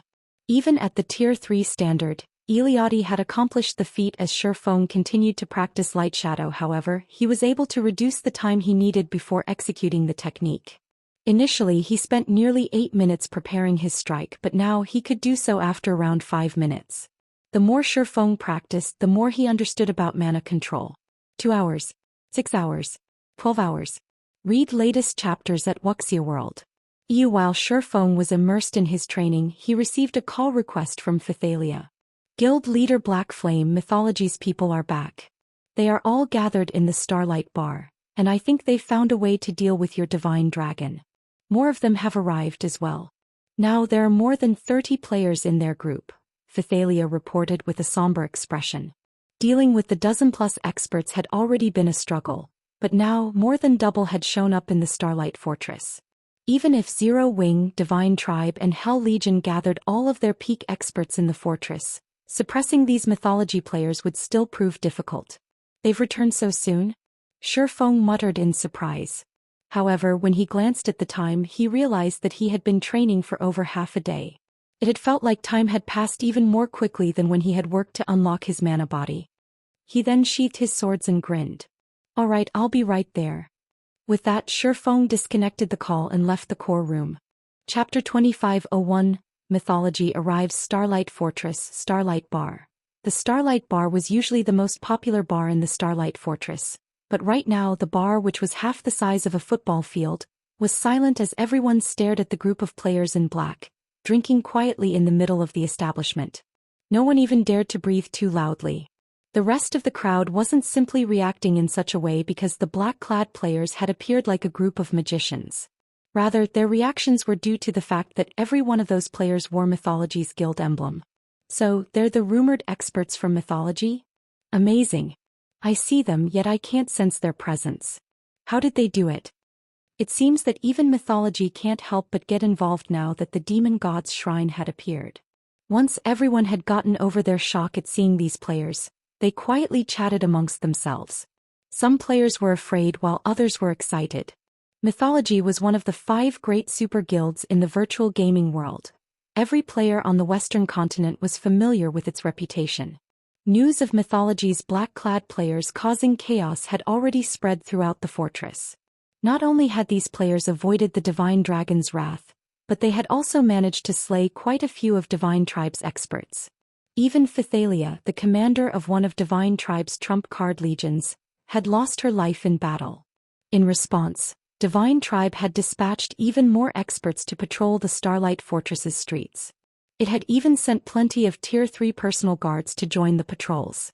However, not only had Mythology's experts snuck into the city again, but more of them had come as well.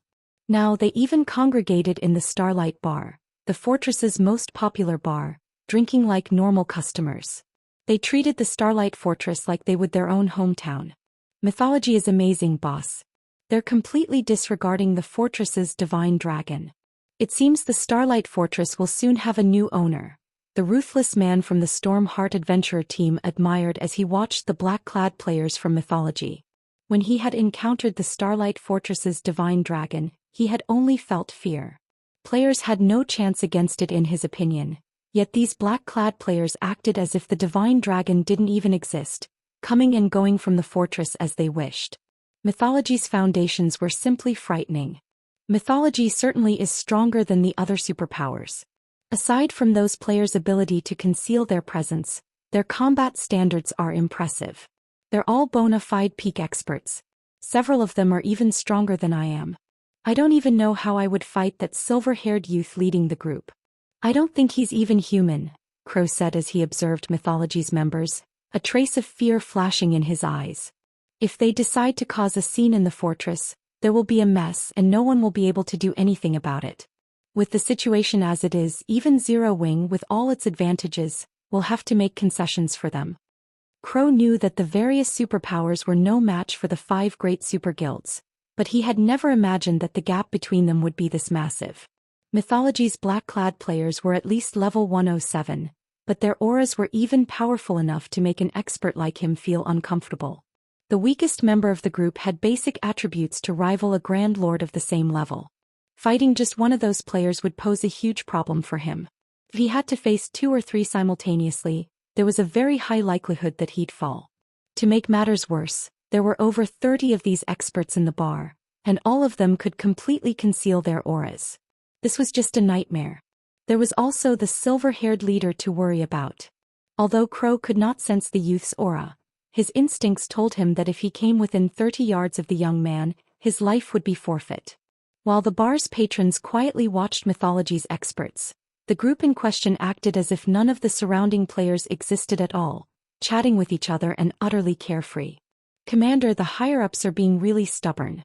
They still want us to negotiate with Zero Wing as a show of respect for Netherworld Empire. Why should we have to show anyone any respect? We should just capture the Starlight Fortress. With the fortress, Mythology can claim the demon god's legacy once the demon god's shrine activates. A tall, slim woman carrying a warhammer and sturdy shield grumbled. As far as she was concerned, Netherworld Empire had only partnered with Zero Wing because it wasn't strong enough to take the fortress for itself, but Mythology was a different story. Capturing the Starlight Fortress wouldn't be difficult for her team, especially now that they had grown stronger. Not even taking out Netherworld Empire's Hell Legion would be an issue, let alone capturing the Starlight Fortress. They had no reason to fear the guild. I concur. We'd be better off giving Zero Wing a beating and taking the Fortress Lord's mansion. We shouldn't need to go to the trouble of targeting Divine Tribe to get at the Eastern Guild. If we don't teach him a lesson, Black Flame will think the West is just like the Eastern continent. A young assassin carrying 2 short swords added, nodding in agreement. Mythology's power was limited on the Eastern continent, and thus what it could accomplish there was limited, but in the West, squashing Zero Wing would be child's play. Not even the Divine Dragon's protection could save Zero Wings players. Mythology's foundations on the Western continent were just that far beyond what Zero Wing could imagine. Don't get careless. Netherworld Empire has its reasons for working with Zero Wing. Based on recent reports, Zero Wing already has 5 members with fully unlocked mana bodies. Those players are extraordinarily strong. If they show up, follow the backup plan. Activate your battle arrays and face them in 4-man cells. The rest of you will continue as we initially planned. If the Divine Dragon approaches, retreat immediately, the silver-haired team leader ordered, watching his impatient team members. Rest assured, Commander. Aside from the dragon, these players are nothing. I don't know how those Zero Wing players unlocked their mana body's full potential so quickly, but so what? The assassin youth loudly and fearlessly proclaimed. If Zero Wing's members really do show up, I'll make sure none of them leave alive. The rest of Mythology's team nodded. Read latest chapters at Wuxia World. EU fully unlocking one's mana body might substantially increase one's combat power, but their advanced battle array was no trivial matter. As long as they activated their battle arrays, they could combine the strength of 4 players. The player that received all this power would be even strong enough to take down a mythic monster of the same level, much less Tier 3 players. If Zero Wing's members dared to show their faces, their team could slap them down with ease. Is that so? I'd like to test your claim then. Suddenly, everyone in the bar heard a deep voice, and the speaker immediately caused an uproar. Every player in the Starlight bar spun toward the speaker, assuming whoever had been so bold must be crazy. This player had just directly challenged Mythology's experts. They must be suicidal. 2 people, a man and a woman, walked into the bar. The woman was the beautiful, elegant Pythalia, while the man felt as dark as night. Chapter 2502 Silent Starlight Bar. As Shifeng and Pythalia entered the Starlight Bar, interrupting the black-clad Mythology members' conversation, an uproar broke out among the spectating patrons. Crap. Isn't that beauty Pythalia, the commander of one of Divine Tribe's trump card legions? It seems they're going to start another fight. A fight? This'll be a war. I hadn't thought I'd get lucky enough to watch this unfold personally. Many of these players were experts with vast information networks. They were, more or less, aware of the struggle between the various superpowers over the Starlight Fortress. Now that Mythology had taken the initiative to pick a fight with the Starlight Fortress, a war between the various superpowers was unavoidable. Although none of them had expected it to begin so soon. Clashes between experts, particularly those from the various superpowers, were extremely rare learning opportunities in God's domain, especially for the players that got to watch the fights personally. They'd be able to learn far more than from watching a recording of the battle. This was precisely the reason that the various powers constantly tried to gain entry tickets to the various superpowers' Dark Arena. Unfortunately, without adequate connections, normal players didn't even qualify to enter the Dark Arena. However, compared to the battle unfolding right before their eyes, the Dark Arena's battles were nothing. The various superpowers participants in the Dark Arena never went all out, but this situation would be different. To secure the right to rule the Starlight Fortress, all parties involved would fight with everything they had. While the bar's spectating patrons became excited, Mythology's members turned to give Shifeng cold looks. Every one of them was restless, eager to get the fight started. Sensing these black-clad players' hostility, Pythalia felt a headache brew. She had tried to convince Shifeng to gather some manpower before confronting Mythology's members, but Shifeng had headed for the Starlight Bar the moment he had heard about their arrival. Shifeng was the only player that had a claim over the Fortress Lord's mansion. If anything happened to him, defending their hold on the fortress would become far more difficult. The various superpowers had already stationed plenty of experts in the Starlight Fortress. If the fortress suddenly lost its owner, they'd cause a huge commotion. Not even Divine Tribe's forces would be able to stop them. In the end, she had no choice but to follow Shifeng to the Starlight Bar, contacting the players under her command to meet them there on the way. Shifeng, however, had done the unexpected again and picked a fight with Mythology before the backup she had called could get there. They were currently facing over 30 peak experts. And these weren't any ordinary peak experts. Not only could they hide their auras, but they were all incredibly fast. If these peak experts decided to attack as one, the consequences would be dire. "You're quite daring, you bastard," the short sword-wielding assassin youth said, sneering at Shifeng. Show me whether or not you have the strength to support that courage. Just before the assassin could step forward, however, the silver-haired youth beside him extended a hand, blocking his path. Commander, the assassin asked, confused about why his leader had stopped him. But the silver-haired player hadn't offered an explanation. Rather, he smiled at Shifeng. So your guild leader Black Flame, the silver-haired youth said, smiling. Allow me to introduce myself. I am Silver Ghost, the first vice-commander of Mythology's #1 trump card Legion. Is he the player that foiled vice-guild leader Cold Shadow's plan? It's no wonder why he spoke so boldly earlier. He's really brave. He actually came here without any backup. Does he intend to offer a compromise? After Silver Ghost's introduction, realization dawned on the rest of Mythology's members. Their goal was to seek out Shifeng and negotiate. Since Commander Phythalia has come with you, I'm sure she told you about my offer. What do you think about it, Guild Leader Black Flame? Silver Ghost patiently asked, glancing at Phythalia before returning his gaze to Shifeng. Silver Ghost had fought Phythalia personally, so he knew that she was a monster-level expert. She also had a party of peak expert bodyguards. Normally, she and her bodyguards shouldn't have any issue defeating a 100-man team of Tier 3 experts. Unfortunately, his team wasn't here for Phythalia. Even with her strength, she had no chance against 3 or 4 of his subordinates. She'd be doomed if over a dozen of his teammates attacked at once. The only real threat in the Starlight Fortress was Netherworld Empire's Hell Legion. Not only did the Hell Legion consist of 300 Tier 3 experts, but they were all extraordinarily strong as well. However, if his team intended to cause chaos in this fortress, not even the Hell Legion was powerful enough to stop them. I have no reason to consider it. Since Zero Wing is strong enough to capture the Starlight Fortress, it's strong enough to hold it. If you want to fight, bring it on. Shifeng calmly stated, eyeing Silver Ghost. How unfortunate.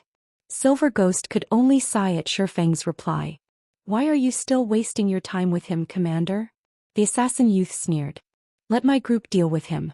If we don't teach him a lesson, he'll continue to assume that Mythology is powerless against him. That's right.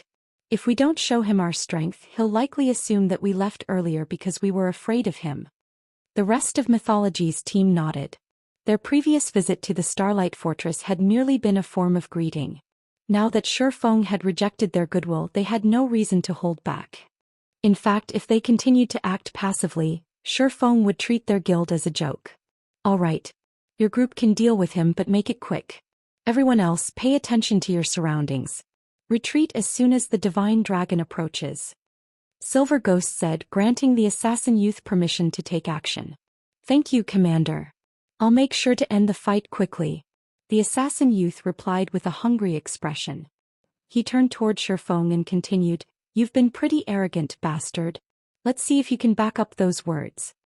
Suddenly, divine runes lit up all across the assassin's body and enveloped another 3 Mythology members behind him. A powerful aura began to radiate from the assassin youth, growing stronger by the second. After just 3 seconds, his aura was so intense that a sense of dread overcame everyone in the bar. How is his aura so powerful? It's almost as intense as a Grand Lord ranked archaic species of the same level. The bar's patrons gaped at the young assassin. Is this a sample of Mythology's foundations? The situation shocked the ruthless man from Stormheart. Although it wasn't possible to determine a player's strength based on their aura, that aura would at least hint at their strength. At this stage of the game, Tier 3 players still struggled to defeat great lords of the same level, and in Star Valley, players couldn't use their berserk skills. If a player had the strength of a Grand Lord ranked archaic species of the same level, they'd be able to move through Star Valley unhindered. With that kind of power, even killing Tier 3 MTs would be as easy as swatting a fly. They hadn't actually used their full strength earlier? Phythalia watched on with a grim expression. When she felt the assassin's violent aura, she was overcome with despair. She had hoped that the Hell Legion's experts and Zero Wing's 5 experts, those that had fully unlocked their mana bodies, would be enough to suppress Mythology's invading experts, but seeing these black-clad players now, she found the idea laughable. A peak expert that was as powerful as a Grand Lord ranked archaic species could even toy with a Tier 4 summoned creature. After all, players' combat techniques allowed them to push their combat power to its limits, perhaps even beyond them. Aside from the Starlight Fortress's divine dragon, no one in the fortress could stop the assassin before her. An advanced battle array? Shifeng muttered when he saw the divine runes coating the assassin youth's body. You seem to know a lot, bastard, but that won't change anything. Licking his lips, the assassin youth continued, Now I'll teach you just how foolish your decision was. The assassin then took a step forward, instantly vanishing. Neither he nor his aura could be found within the bar. It was as if he had never been there in the first place. I guess Zero Wing's guild leader is going to die, Crow's Stormheart's commander said, closing his eyes. Not only did that young assassin have basic attributes that could rival a Grand Lord-ranked archaic species, but he could also completely conceal his presence. Crow couldn't even sense the youth's life aura. With such capabilities, that assassin was practically invincible among players. Fights between experts were typically so fast that they were impossible to follow with the naked eye. Thus, experts usually had to rely on all five senses during combat. Otherwise, their opponent would quickly overwhelm them.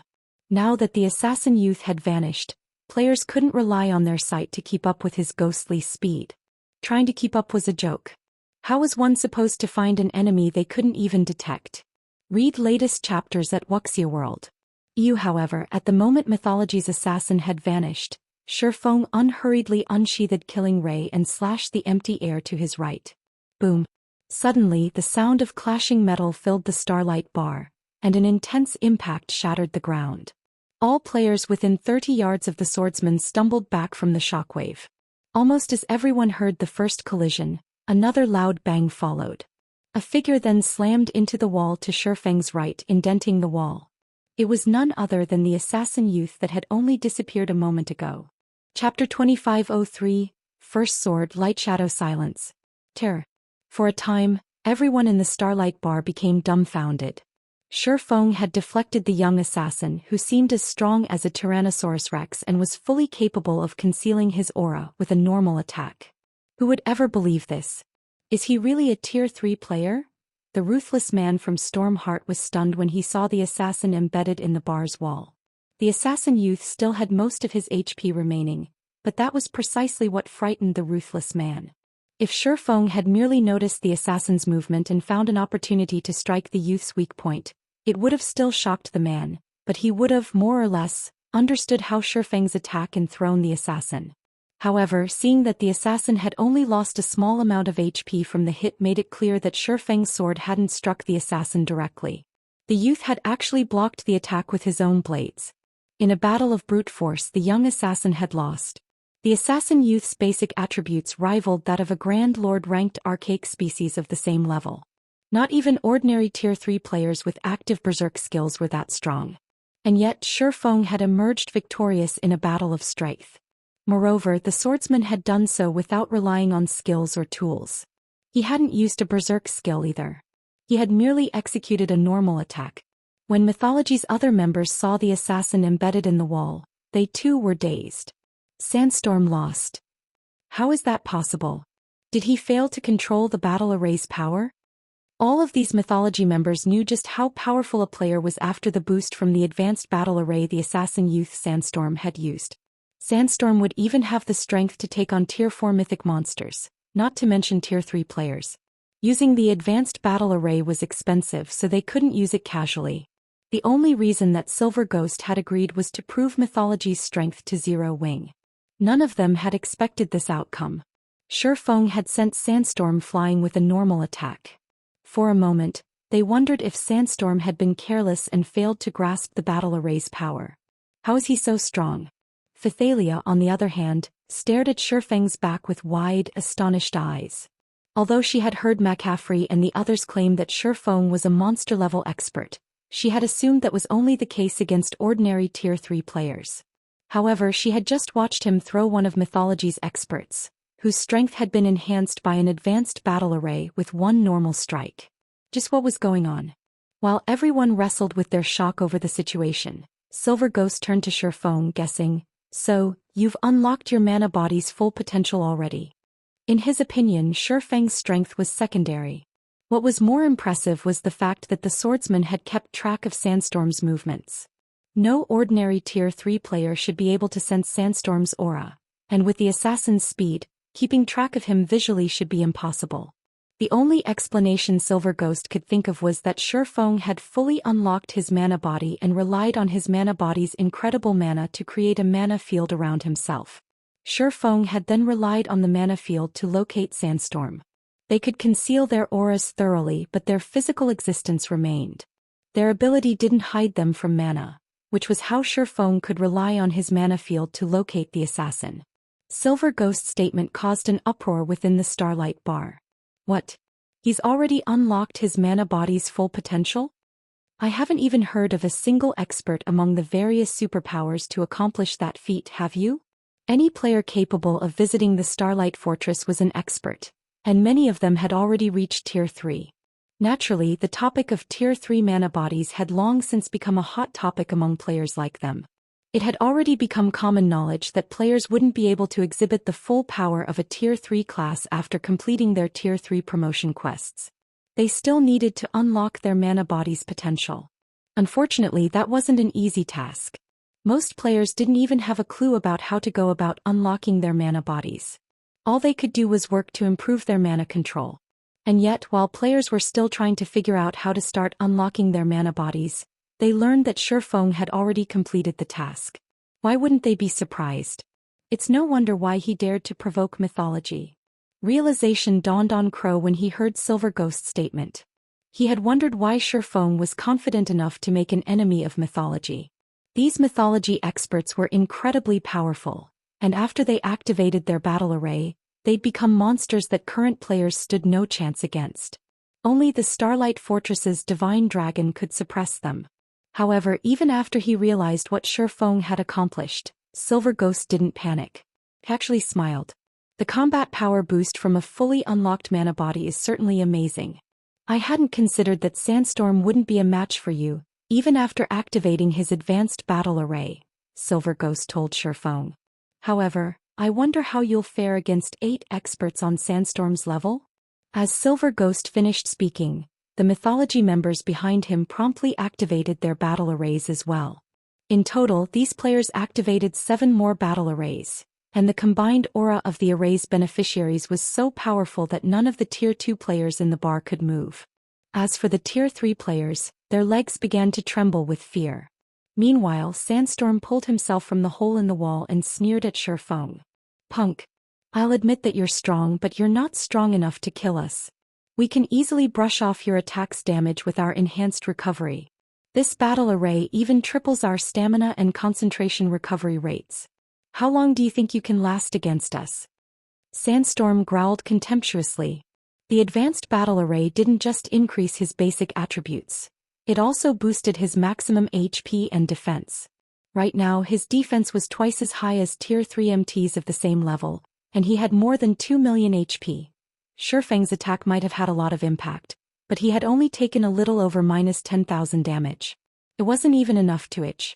The spectators who had relaxed after Shifeng's counterattack fell silent again, and Phythalia continued to watch with a grim expression. She had never dreamed that Mythology had prepared so many advanced battle arrays. Shifeng was likely at his limit dealing with 1 expert empowered by an advanced battle array, but now he'd have to take on 8 of these experts. Moreover, every one of his opponents had incredible defense and HPs. They could easily whittle Shifeng down until he died. Let's see you try.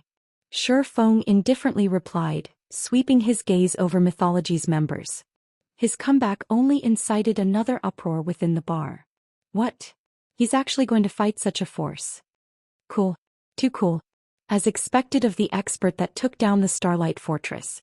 Very few players in God's domain can match his courage. They had all assumed that Shifeng would try to run from Mythology's experts. Now that they had activated 8 advanced battle arrays, only the fortress's divine dragon could stop them. However, Shifeng chose to stay and fight. He was practically a hero from legend.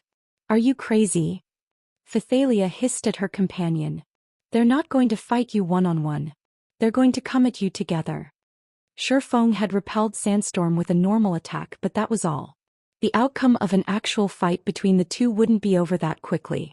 Shifeng could only deal a little over minus 10,000 damage, there was no way he could kill the assassin. The advanced battle array doubled Sandstorm's battle recovery, which meant that the assassin could easily chip away at Shifeng's HP while recovering his own. If 8 experts like Sandstorm attacked Shifeng together, Zero Wings guild leader would be lucky to stay alive for a while, much less defeat these experts. Before Phythalia could try to dissuade Shifeng, however, Silver Ghost laughed. Very good. You are truly brave. It's no wonder why you dare to make mythology your enemy, Silver Ghost said, smiling. He then turned to Phythalia and said, I am a generous person. Why don't you both try to take us on? I'll even wait until your reinforcements arrive. That won't be necessary. You should really face me together. I'd like to see if you're as powerful as you claim, Shifeng said, shaking his head. Bastard. Sandstorm snarled, enraged. He immediately charged at Shifeng again. As the assassin moved, the 7 other empowered experts did the same, dashing toward Shifeng like a violent gale. Read latest chapters at Wuxia World. All 8 of Mythology's experts were in perfect sync as they attacked Shifeng simultaneously. As long as Shifeng tried to attack one of them, the other 7 would strike at his vitals. This was the same method they had employed to take down Phythalia. While they charged at Shifeng, however, he raised Killing Ray above his head and shut his eyes, patiently waiting for Sandstorm and his companions to reach him. 30 yards, 20 yards, 10 yards. Just as the assassin youth and Mythology's other experts were about to strike, Shifeng's eyes abruptly opened, and he swung his sacred sword in a downward arch. First Sword Lightshadow. Chapter 2504. The Power of Mana Techniques. When Killing Ray descended, the mana around Shifeng immediately gathered to form a phantom greatsword around the sacred sword. Immediately afterward, the phantom greatsword, which was 20 meters long, tore apart space. Those looking at the phantom greatsword from a distance noticed a pitch-black trail in the phantom greatsword's wake. A skill. When Sandstorm and the others saw the phantom greatsword ripping even space itself, they were sure that the greatsword's power was at the Tier 4 standard. They instinctively thought to dodge the attack. After all, although they possessed basic attributes rivaling Grand Lord-ranked archaic species of the same level, they were still a far cry from the Tier 4 mythic standard. However, Shifeng's attack had appeared too suddenly and was too fast. Moreover, the attack had a very large AoE. Evading it was simply impossible. They had no choice but to receive it directly. Block it together, Sandstorm shouted. Following which, under Sandstorm's lead, all 8 experts from Mythology executed Tier 3 skills simultaneously. Triple Shadow, Spatial Severance, Thunder's Wrath. All 8 melee players used their strongest defensive skills without hesitation, every one of which was executed at a completion rate of 90% or better. For a time, over a dozen attacks could be seen striking the descending greatsword. The instant the attacks of both sides collided, a powerful storm blew, sending all Tier 2 players within a 50-yard radius stumbling back. A small crater even formed on the ground directly beneath the point of impact. As the dust settled, a gash that was over 20 meters long and 2 meters deep appeared in the middle of the bar. As for Sandstorm and the others, although they were not bashed into the floor, they were still forced to retreat 5 or 6 steps before they managed to stabilize their footing, each step they took shattering the tiles beneath them. The force from the impact also left their hands trembling violently, and every one of them lost over 100,000 HP. For a time, shock and confusion reigned in the entire bar. Previously, everyone had already found it unbelievable that Shifeng had sent Sandstorm flying with a normal attack.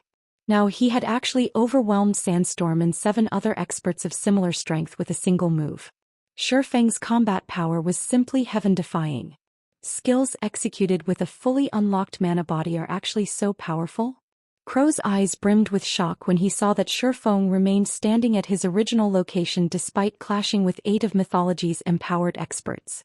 Although everyone had gained a general understanding of the mana body after reaching Tier 3 and knew that the mana body could provide a player with a huge boost in combat power, he had never imagined that the boost would be this amazing.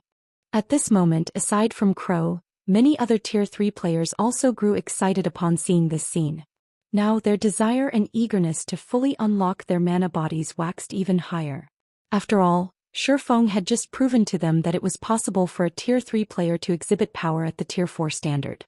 This meant that they could clash against mythic monsters of the same level. They might not be able to kill mythic monsters yet even with that kind of power, but they would at least have the foundations to raid mythic monsters. Mythic monsters. At this stage of the game, level 100 plus mythic monsters were bosses that generally only first-rate powers or above could raid. However, players could get rich overnight from the loot these bosses dropped. Meanwhile, Phythalia, who stood behind Shifeng, was also momentarily stunned by this scene. She never thought that Shifeng's strength had reached such frightening heights. He had actually managed to overwhelm 8 of Mythology's empowered peak experts single-handedly. With this kind of strength, Shifeng alone would most likely be more than enough to safeguard the entire Starlight Fortress. Nobody would be capable of threatening the Starlight Fortress so long as he was present. However, just when Phythalia and the other spectating players thought that Mythology would retreat after this exchange, Silver Ghost, who had quietly watched the exchange from a corner of the bar, suddenly started clapping his hands. Amazing! Truly amazing! It's no wonder Vice Guild leader Cold Shadow praised you so much. Silver Ghost said, his joyful reaction making it seem as if the loss of Sandstorm's group had nothing to do with him. Chuckling, he continued, unfortunately, the moment Sandstorm and the others activated their battle arrays, the outcome of this battle was already decided.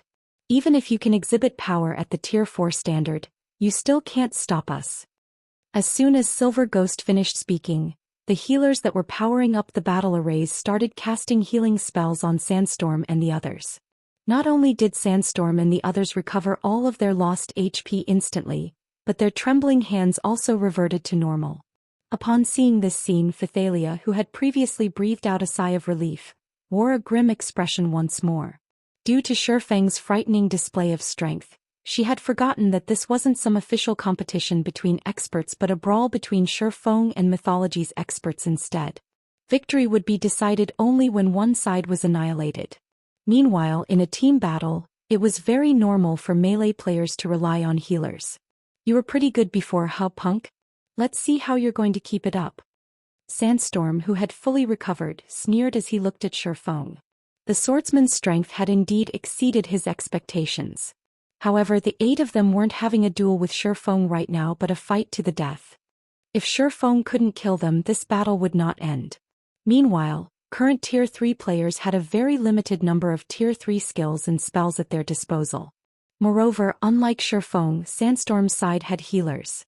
Just like Silver Ghost had said, the outcome of the battle between both sides had been decided since the very beginning. Is that so? Shifeng smiled. As soon as Shifeng finished speaking, he held Killing Ray with both hands and raised the sacred sword overhead once again. The mana inside the bar immediately swarmed toward the sacred sword. Impossible! Sandstorm fell into a daze at this extremely familiar scene. The cooldown of skills and spells generally increased, the stronger and higher-tiered they became. Since Shifeng had exhibited power at the Tier 4 standard with his attack, the skill he had used should have had a cooldown of several minutes or at least a few dozen seconds. However, only about 6 seconds had passed since Shifeng executed his attack, yet he was using the same move again. This shouldn't be possible. However, before Sandstorm and the others could snap out of their daze, Shifeng's Killing Ray was already chopping at them once more. Just like before, a gigantic phantom greatsword appeared out of thin air and descended on Sandstorm's group like a mountain. However, after all was said and done, Sandstorm and the others were peak experts who had fought on many battlefields before. They immediately responded to the attack with Tier 3 skills of their own. Boom! When the attacks of both sides collided, another powerful storm blew. However, due to the Tier 3 skills used this time being weaker than the ones they used before, Sandstorm and the others ended up in a much more miserable state. Every one of them also sustained more than minus 130,000 damage. Even so, for Sandstorm and the others who possessed more than 2 million HP, this amount of damage was negligible. Just as the slightly miserable Sandstorm was about to ridicule Shifeng once more, he suddenly sensed the mana inside the bar rushing toward Shifeng yet again. Moreover, the swordsman was gathering mana at a much faster rate than before. Before Sandstorm and the others could say anything, Shifeng's Killing Ray chopped at them anew. Boom! This time, Sandstorm and the others reacted too slowly to Shifeng's attack, so they failed to defend themselves using their Tier 3 skills. As a result, every one of them suffered over minus 300,000 damage. Read latest chapters at Wuxia World. You bastard. I've already said that the outcome of this battle has been decided from, although Sandstorm, who was close to kneeling on the ground, tried to retaliate with mockery. Before he managed to finish his words, Shifeng swung Killing Ray down again. Thrice. For a time, explosions rocked the entire Starlight bar one after another. Aside from this sound, nothing else could be heard inside. Finally, after Shifeng executed his 11th attack, the world around him fell silent as Sandstorm and the 7 other empowered experts from Mythology collapsed on the rubble, their HPs zeroed out. Now they exhibited neither aura nor mana. Chapter 2505. One-man army. As the bodies of Mythology's 8 empowered experts started disintegrating into particles of light, time inside the Starlight bar seemed to freeze as everyone stared at Shifeng's figure in stunned silence. Only much later did everyone snap out of their daze. So strong. So, this is the true power of a fully unlocked mana body? When everyone looked at the gash before Shifeng, which was 4 meters deep and extended over 30 meters, they no longer had any words to describe their current feelings of shock and admiration. Although every one of Mythology's empowered experts was ridiculously strong and more than capable of annihilating all the spectating players inside the bar, in front of Shifeng, Mythology's 8 empowered experts were as frail as little children. They didn't even manage to put up any resistance whatsoever before getting Anahil Happyface. The strength Shifeng displayed thoroughly shattered everyone's understanding of the strength of Tier 3 classes. At the same time, all of the independent experts present gained newfound hope. Originally, in a fight between Tier 3 players, the outcome would generally be determined by the number of Tier 3 players each side possessed. An individual Tier 3 player couldn't change the outcome of a team battle involving Tier 3 players. Hence, everyone believed that if Tier 3 independent players wished to avoid getting suppressed, they had no choice but to join a superpower. However, Shifeng had thoroughly shattered this belief. In front of him, feared and revered Tier 3 players were nothing. Even a group of Tier 3 experts would fall to him in just a few moves. Shifeng had proven that even if one was alone, one could still play the role of an army. Just like the heroes of legends, he had the strength to change the fate of an entire kingdom or even an empire. Meanwhile, so long as they fully unlocked their own mana bodies, they too could replicate Shifeng's feats. Commander, with that kind of combat power, don't you think that Black Flame is stronger than the 5 great super guild's true monsters? The ruthless man from Stormheart asked Crow, his eyes filled with reverence as he gazed at Shifeng. Since Shifeng had single-handedly defeated 8 peak experts with combat power rivaling Grand Lord-ranked archaic species of the same level, his strength could definitely rank at the top among the experts on the Western continent. The feat he accomplished today would start a new chapter of development in God's domain and maybe even the virtual gaming world. Throughout the long history of the virtual gaming world, the various superpowers had constantly oppressed the experts belonging to non-superpowers. There was no way to reverse the situation. This was especially true with the 5 great super guilds that stood above even the various superpowers. The 5 great super guilds were not existences that individuals could hope to challenge. However, Shifeng had broken this curse time after time. First, Shifeng had made Netherworld Empire concede by using a divine dragon. Now, he had defeated Mythology's monstrous team with his own strength. Such amazing battle records would definitely be immortalized in the annals of the virtual gaming world. I don't know whether he is stronger than the 5 great super guilds' true monsters or not, but after today's battle, Black Flame's name will most likely spread throughout the Western continent. No one would dare have any ideas about the Starlight Fortress anymore, Crow said, excitement flashing across his eyes as he looked at Shifeng. The 5 great super guilds were the absolute titans of the virtual gaming world. Many newly risen superpowers might have challenged the 5 great super guilds before, but it had been over 2 decades since a non-superpower had dared to do so. Now, not only did Shifeng challenge Mythology's prestige, but he had even routed the Great Super Guild. Just this point alone was more than enough to make Shifeng the topic of discussion for the Western continent's independent players and shake the foundations of the entire continent. This was because Shifeng's feat had illuminated the path for players that did not belong to the various superpowers. Moreover, with the strength Shifeng had just displayed, Crow believed that no one could threaten the Starlight Fortress so long as Shifeng was present. In fact, Crow suspected that even if today's matter spread, no one would believe it. The benefits provided by a fully unlocked mana body are actually that excellent? While the spectating players inside the bar were filled with shock and excitement over this matter, Phythalia was gaping at Shifeng in surprise and confusion from behind him. In God's domain, any powerful skill or spell possessed a long cooldown, even Tier 0 skills and spells. However, Shifeng had executed the same devastating attack 11 times in a row, with almost no gap between each attack. He couldn't have executed a combat technique, as combat techniques relied on the movements of the physical body to execute powerful attacks. Moreover, combat techniques would not attract mana or make it manifest as a giant greatsword. The only explanation Phythalia could think of for this situation was that Shifeng's attack was a special effect resulting from fully unlocking his mana body. If that was the case, then what Divine Tribe needed to do from now on wasn't to devote its efforts to raiding super large-scale team dungeons or increasing the number of Tier 3 experts it had, but figuring out how to unlock the mana body of players. Otherwise, just one expert with a fully unlocked mana body could dictate the direction of a guild war. In fact, just the presence of one such expert might make raiding current super large-scale team dungeons possible. Meanwhile, the Mythology members still inside the bar were momentarily dumbfounded by this situation. They had never imagined that Shifeng would actually be powerful enough to destroy Sandstorm's group with just 11 attacks. Sandstorm and the others each boasted more than twice the defense of ordinary Tier 3 MTs. Their HPs also exceeded 2 million. They could survive against actual mythic monsters for quite some time. However, Shifeng had taken no more than 8 seconds to finish them off. He defeated Sandstorm's group so quickly that the rear-line healers couldn't save them. Vice Commander, 8 of our advanced battle arrays have already shattered. We only have 1 remaining. Should we continue fighting? A Tier 3 Ranger asked Silver Ghost. The advanced battle arrays they prepared were no ordinary items. Not only did producing these battle arrays require a lot of precious materials, but using them was also remarkably expensive. This time, the guild had decided to supply their team with 9 sets of advanced battle arrays only to ensure that they secured the Starlight Fortress and gained the initiative when the Demon God's Shrine activated.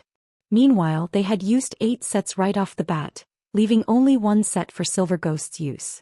Every Mythology member present knew full well how strong Silver Ghost was. In the entire Trump Card Legion aside from the commander, nobody else was a match for Silver Ghost. In fact, even Trembling Hand, the ex-first vice commander of the Legion, lasted only 20 moves against Silver Ghost. Everyone else couldn't even last 10 moves. Silver Ghost's presence was also the reason for their confidence in the success of the operation this time. However, the combat power Shifeng displayed was simply too frightening. They could not help having doubts. Just as Silver Ghost was about to reply, a deafening roar that shook everyone down to their very souls suddenly sounded from somewhere far away from the Starlight Bar. It's come already? What a pity. Save the battle array for now. We're retreating. Silver Ghost said, sighing as he glanced at the shattered roof of the bar. He then turned to Shifeng and said, Mythology will give up on the Starlight Fortress this time. However, we will meet again, Guild Leader Black Flame. As soon as Silver Ghost finished speaking, a spatial tear opened up before him. Even though the Divine Dragon had already used spatial imprisonment on the space around the Starlight Bar, it actually failed to stop the spatial tear from forming. When this spatial tear appeared, Mythology's members promptly hurried into it and disappeared from the Starlight Bar. Meanwhile, shortly after Silver Ghost left, a large group of Tier 3 experts suddenly turned up around the Starlight Bar. These Tier 3 experts numbered more than 400, and their appearance made the players inside the bar nervous. It seems we came a little too late, Hell Rush said, cursing silently when he saw that no Mythology member remained inside the miserable Starlight Bar. To be certain of dealing with Mythology's 30-plus experts, he had gone to great lengths to gather more Tier 3 experts from Netherworld Empire. However, he never thought that he would still arrive a step too late. You did arrive a little late.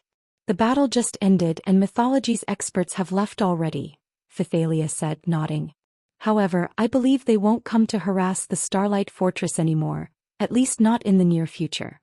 They won't come back soon? Hell Rush was a little confused by Phythalia's words. From what he understood of Mythology, the guild definitely wouldn't rest until it achieved its goals. You can see what happened yourselves. Phythalia did not wish to dwell on the matter. Instead, she sent Hell Rush and the others the battle video she recorded.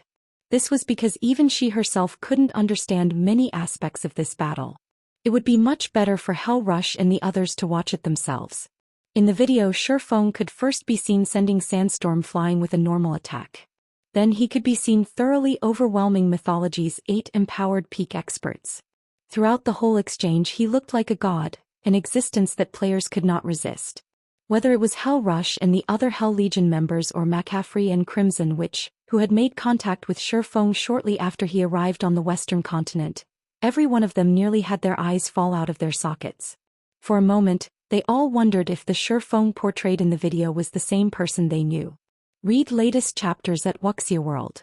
It had only been a while since they last met Shifeng, yet not only did Shifeng manage to fully unlock his mana body during this period, but he had even gained enough strength to defeat 8 peak experts possessing the strength of Grand Lord ranked archaic species all by himself. Was he still human? Meanwhile, during the time Hell Rush and the others were flabbergasted over this matter, battle videos showing Shifeng's fight in the Starlight bar started spreading like the plague. These videos soon landed in the hands of the Western continent's various superpowers. What's going on? Mythology was defeated?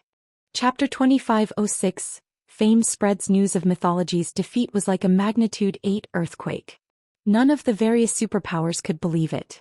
Previously, Netherworld Empire's concession had already been plenty shocking to them.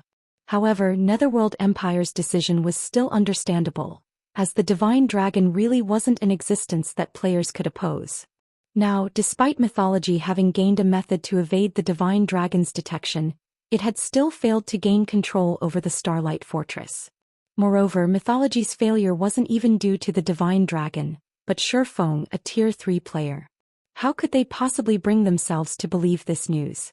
This was one of the virtual gaming world's 5 great super guilds they were talking about. It had already been many years since an individual player could resist the assault of one of the 5 great super guilds. Every person who had attempted to do so had been thoroughly suppressed, left with no choice but to submit to the will of the 5 titans. Now, however, not only did Shifeng stand in Mythology's way, but he had even single-handedly killed 8 of Mythology's monstrously strong experts. The various superpowers' upper echelons immediately took action.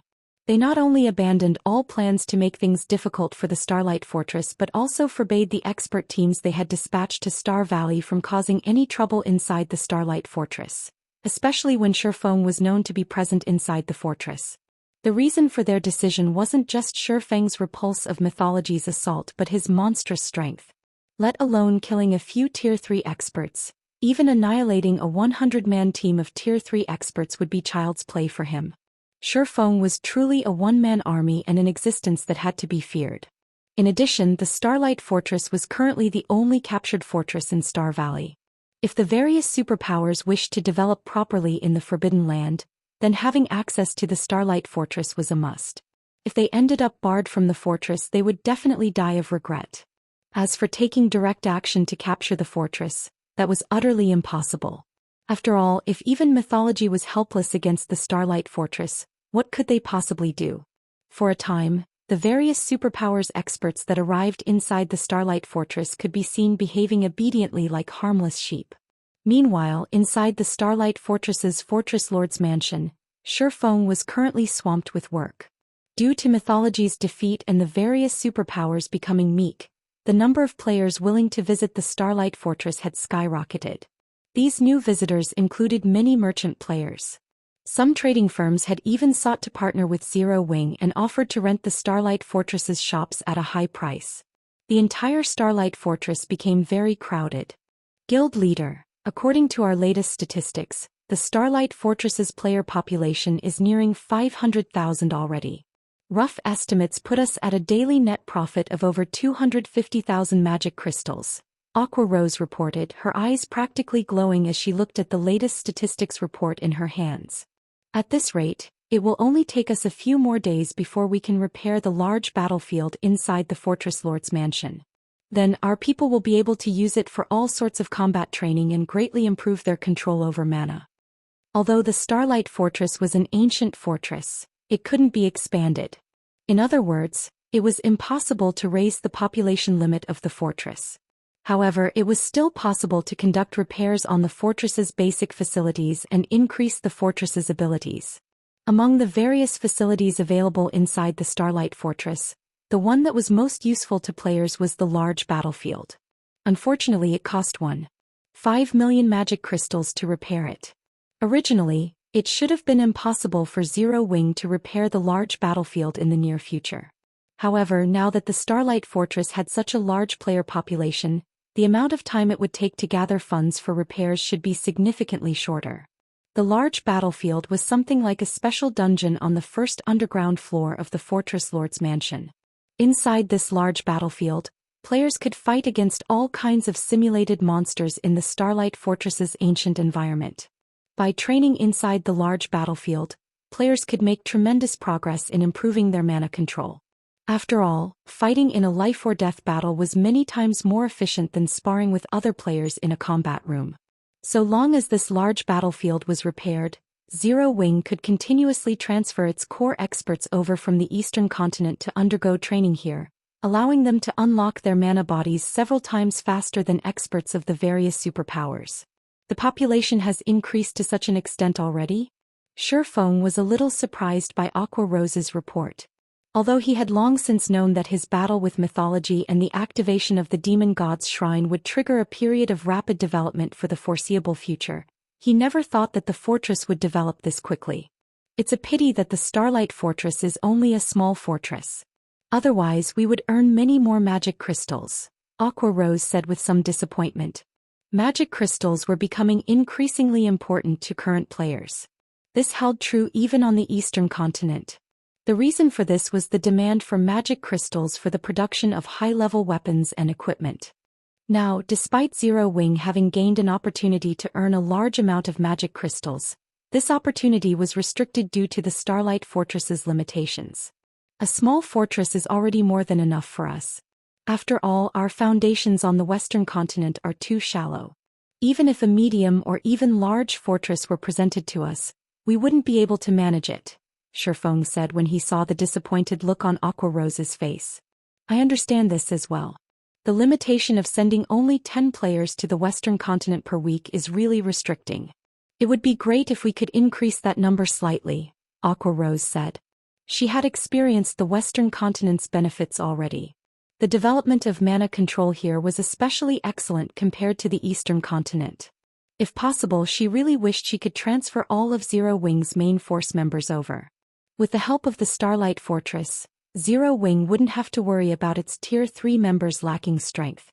Let's not rush the matter of sending more people over for now. Since we can activate the large battlefield soon, have Yen Tianxing's side make the necessary preparations to start an Adventurers Alliance branch here. Members of the Alliance can accumulate points by completing Alliance-issued quests. Afterward, they can use these points to exchange for time inside the large battlefield or other items. In fact, if their rank in the Alliance is sufficiently high, they can even exchange their points for a private house inside the Starlight Fortress, Shifeng said. It would take too long for Zero Wing to send an adequate number of members over to the Western continent. Moreover, as players continuously leveled up, more Tier 3 players would fully unlock their mana bodies. Shifeng might be able to defend the Starlight Fortress all by himself now, but he couldn't do so forever. After all, he had plenty of other matters to attend to. He couldn't stay cooped up in a single location for long. If he wanted the Starlight Fortress to experience long-term stability or Zero Wing's development on the Western continent to accelerate, he needed sufficient manpower and resources. Previously, he had still been troubled as to how to go about doing so. However, with the Starlight Fortress's current popularity and the soon-to-be-repaired large battlefield, attracting a large number of independent experts to join or ally with Zero Wing was definitely feasible. Meanwhile, with a sufficiently large number of experts on its side, Zero Wing would have an easy time establishing itself on the Western continent and securing a sizable chunk of the Western continent's resources. Guild leader, Hell Rush just sent a message stating that Netherworld Empire's higher-ups have agreed to our offer. They are willing to accept our employment, but they have one condition we absolutely must meet. All of the Hell Legion's members should fully unlock their mana bodies within 1 month. Otherwise, they want 20% of the Starlight Fortress's shares as compensation, Aqua Rose reported, frowning. Fully unlocking one's mana body was easier said than done. She and the others had managed to accomplish this feat only because they had the fortune of entering the Starlight Fortress's Legacy Gate and Legacy Room. Meanwhile, Netherworld Empire was asking Zero Wing to help the Hell Legion fully unlock their mana bodies. No matter how she looked at this situation, it was simply impossible. It seems they have finally thought things through. Shifeng smiled when he heard Aqua Rose's words. All right, agree to their conditions. Originally, he had considered Netherworld Empire's agreement to his offer unlikely. After all, the Hell Legion was Netherworld Empire's strongest trump card legion. Not only did the legion consist of 300 Tier 3 experts, but these players were experts among experts. Fortunately, it seemed that the performance he had put on with Mythology was quite effective. The Holy Annihilation mana technique was incredibly powerful. Just the first sword, Lightshadow, already allowed him to exhibit power at the Tier 4 standard. However, the complexity of Lightshadow was far greater than even bronze combat techniques. The burden it placed on its user's concentration was likewise much greater than that of a bronze combat technique. Read latest chapters at Wuxia World. After executing Lightshadow 11 times in a row, he had expended more than half of his concentration already. Had he executed Lightshadow a few more times, he might have entered a state of mental exhaustion. Then his opponents could have slaughtered him. Guild leader, we're talking about helping them fully unlock their mana bodies in 1 month, Aqua Rose said worriedly. If Netherworld Empire's demand were simply to upgrade the Hell Legion's level or equipment standard, she wouldn't have been too concerned. However, players mainly had to rely on themselves to unlock their mana body. There were too many variables that could affect this process. Meanwhile, as more time passed, the number of Tier 3 experts Zero Wing possessed would continuously increase. There was no need for Zero Wing to be in such a rush to gain Tier 3 experts, using even the Starlight Fortress as a wager. Relax. The process of unlocking the mana body isn't as difficult as you think, Shifeng said, chuckling as he looked at Aqua Rose. Moreover, many matters in God's domain need to be done sooner rather than later. A delay would mean missing out on many opportunities. In any case, now that Netherworld Empire has agreed to our offer, it's time we return to the Eastern continent. If it were before he had fully unlocked his epic mana body, he really wouldn't be confident of fulfilling Netherworld Empire's condition. However, after absorbing the bountiful knowledge in Eliade's memory crystal, helping the Hell Legion's experts fully unlock their mana bodies within 1 month wasn't a difficult task at all. After all, every one of the Hell Legion's experts was a genius even in the eyes of the various superpowers. Chapter 2507, Returning to the Eastern Continent. We're returning so soon? But we just managed to stabilize the situation here. The Starlight Fortress has also just entered a phase of rapid development. If we leave now, I'm afraid problems will crop up in no time at all. Aqua Rose could not help being confused when she heard Shifeng say that they were returning to the Eastern Continent. The Starlight Fortress aside, what should we do about the Hell Legion's 300 experts? Do you intend to have them guard the Starlight Fortress, guild leader? Currently, the importance of the Starlight Fortress was not the slightest bit inferior to the Eastern Continent's Stone Forest City. In fact, the fortress was generating a much larger income in magic crystals than Stone Forest City. It would be a huge waste if they simply packed up and left after making a quick buck. However, the most important aspect of the Starlight Fortress wasn't the magic crystal income it generated but its environment. The Starlight Fortress's ancient environment made it the best location for developing one's mana control on the Western continent. Although the Starlight Fortress can bring us a ton of wealth and resources, it is just a tiny area on the Western continent. If we wish to have a truly stable foothold on the Western continent and gain a constant supply of resources from it, we need a kingdom or empire of our own. With just the number of players the Starlight Fortress is capable of attracting, securing a place of our own on the Western continent will be a pipe dream, Shifeng explained, smiling. Therefore, before the Eastern continent's superpowers shift their development focus toward the Western continent, we need to occupy as many teleportation portals on the Eastern continent as possible and send our members over. Otherwise, with just the one portal we currently possess, securing our hold over the Starlight Fortress will be our limit. Originally, he had not planned on extending Zero Wing's development to the Western continent, merely on gaining some additional resources for the guild. After all, travel between the two main continents was simply too difficult. With Zero Wing's current ability, developing on both continents simultaneously was impossible. However, after acquiring the Starlight Fortress and the Silver Divine Dragon, as well as witnessing the power of mana techniques, he had changed his mind.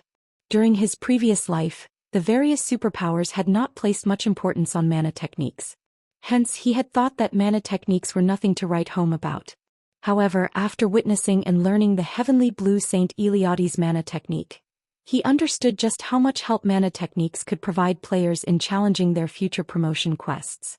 This was especially true for the Tier 4 promotion quest. Mastering a proper mana technique should reduce the difficulty of players' Tier 4 promotion quest by at least 30%. Even if players failed to master a mana technique, the knowledge they gained should still improve their combat power by a significant margin. After all was said and done, Tier 3 was only a transitional phase for the various powers of God's domain. Ultimately, the ones who would truly decide the strength of a power would be the experts standing at the peak of the game. This was also the reason why first-rate powers could never compete with the various superpowers. Meanwhile, the Starlight Fortress was currently the best location for players to develop their mana control. However, the current teleportation portal Zero Wing controlled only allowed a maximum of 10 players to be teleported to the Western continent each week. Just transferring all official and reserve members of Zero Wing's main force to the Western continent would take several months. By then everything would be too late. Time waited for no man. With God's domain's current popularity, the development of powers was absurdly fast. This was especially true for the superpowers. With the number of experts and territories the various superpowers occupied, so long as they had sufficient funds and resources, their development speed could be far superior to the current Zero Wings. Hence, what Shifeng needed to do now was occupy more teleportation portals on the eastern continent, thereby increasing the number of players Zero Wing could send to the western continent. That way, the guild would be able to secure resources and advantages from both continents. At that time, the development speed of its experts would easily outstrip that of the various superpowers experts. Aqua Rose's eyes glowed with excitement at Shifeng's words. If Zero Wing truly became capable of teleporting a large number of experts over to the western continent, then the guild would no longer have to worry about clashing with the various superpowers in the future. It might even become a true superpower. After all, the various superpowers might be superior to Zero Wing when it came to the number and quality of expert players, but in terms of guild resources and income, Zero Wing was not the slightest bit inferior to ordinary superpowers. Guild leader, in that case, why do we need to employ the Hell Legion? In any case, the Starlight Fortress shouldn't face any problems in the short term. During this time, so long as we can continuously transfer large batches of players over to the Western continent, including the 10 of us here, we won't need the Hell Legion to defend the Starlight Fortress at all, Aqua Rose explained. She did not doubt Shifeng's ability to find more teleportation portals.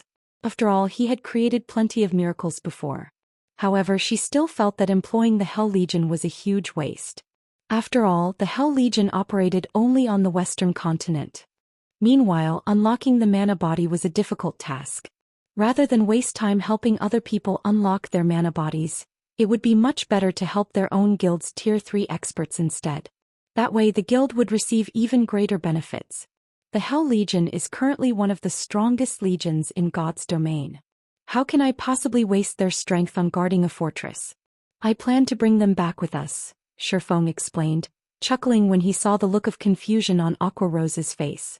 There was no need for him to worry about the Starlight Fortress's security for the near term. After all, he had just defeated Mythology. Before the various superpowers gathered sufficient power, they wouldn't dare do anything against the Starlight Fortress unless they no longer wished to mingle in Star Valley. They're returning with us? Aqua Rose was momentarily stunned when she heard Shifeng's words. But we can send back only 10 people each week. The Hell Legion has 300 members. They were talking about 300 players. They would need 30 weeks just to get the entire legion to the eastern continent. Of course. Why would I employ them otherwise? Shifeng retorted, smiling. The ancient teleportation portal might be our only way of traveling from the eastern continent to the western continent, but we're not limited to just one method of travel if it's the other way around.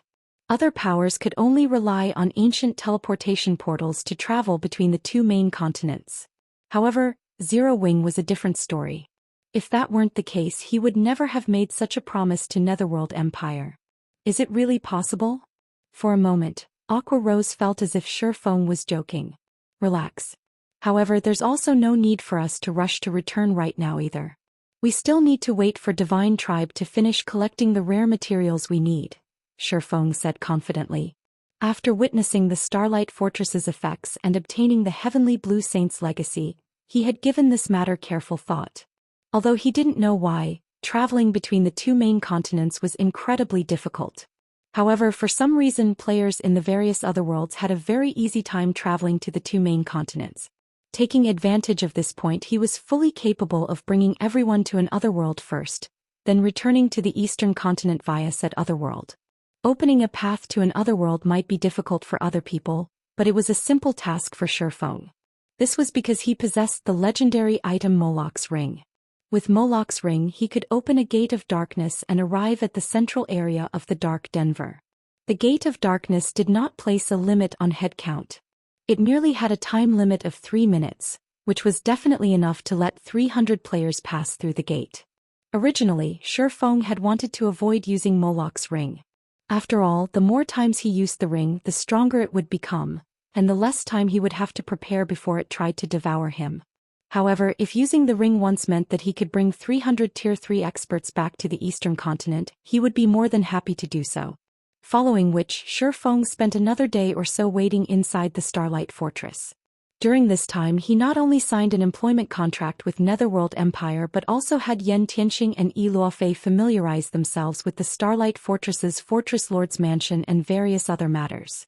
He planned to have the two of them remain behind to manage the Starlight Fortress. As to why he made such a decision, it was so that Zero Wing could manage the Starlight Fortress properly, as well as ensure the development of the Adventurer Alliance branch that would be established here.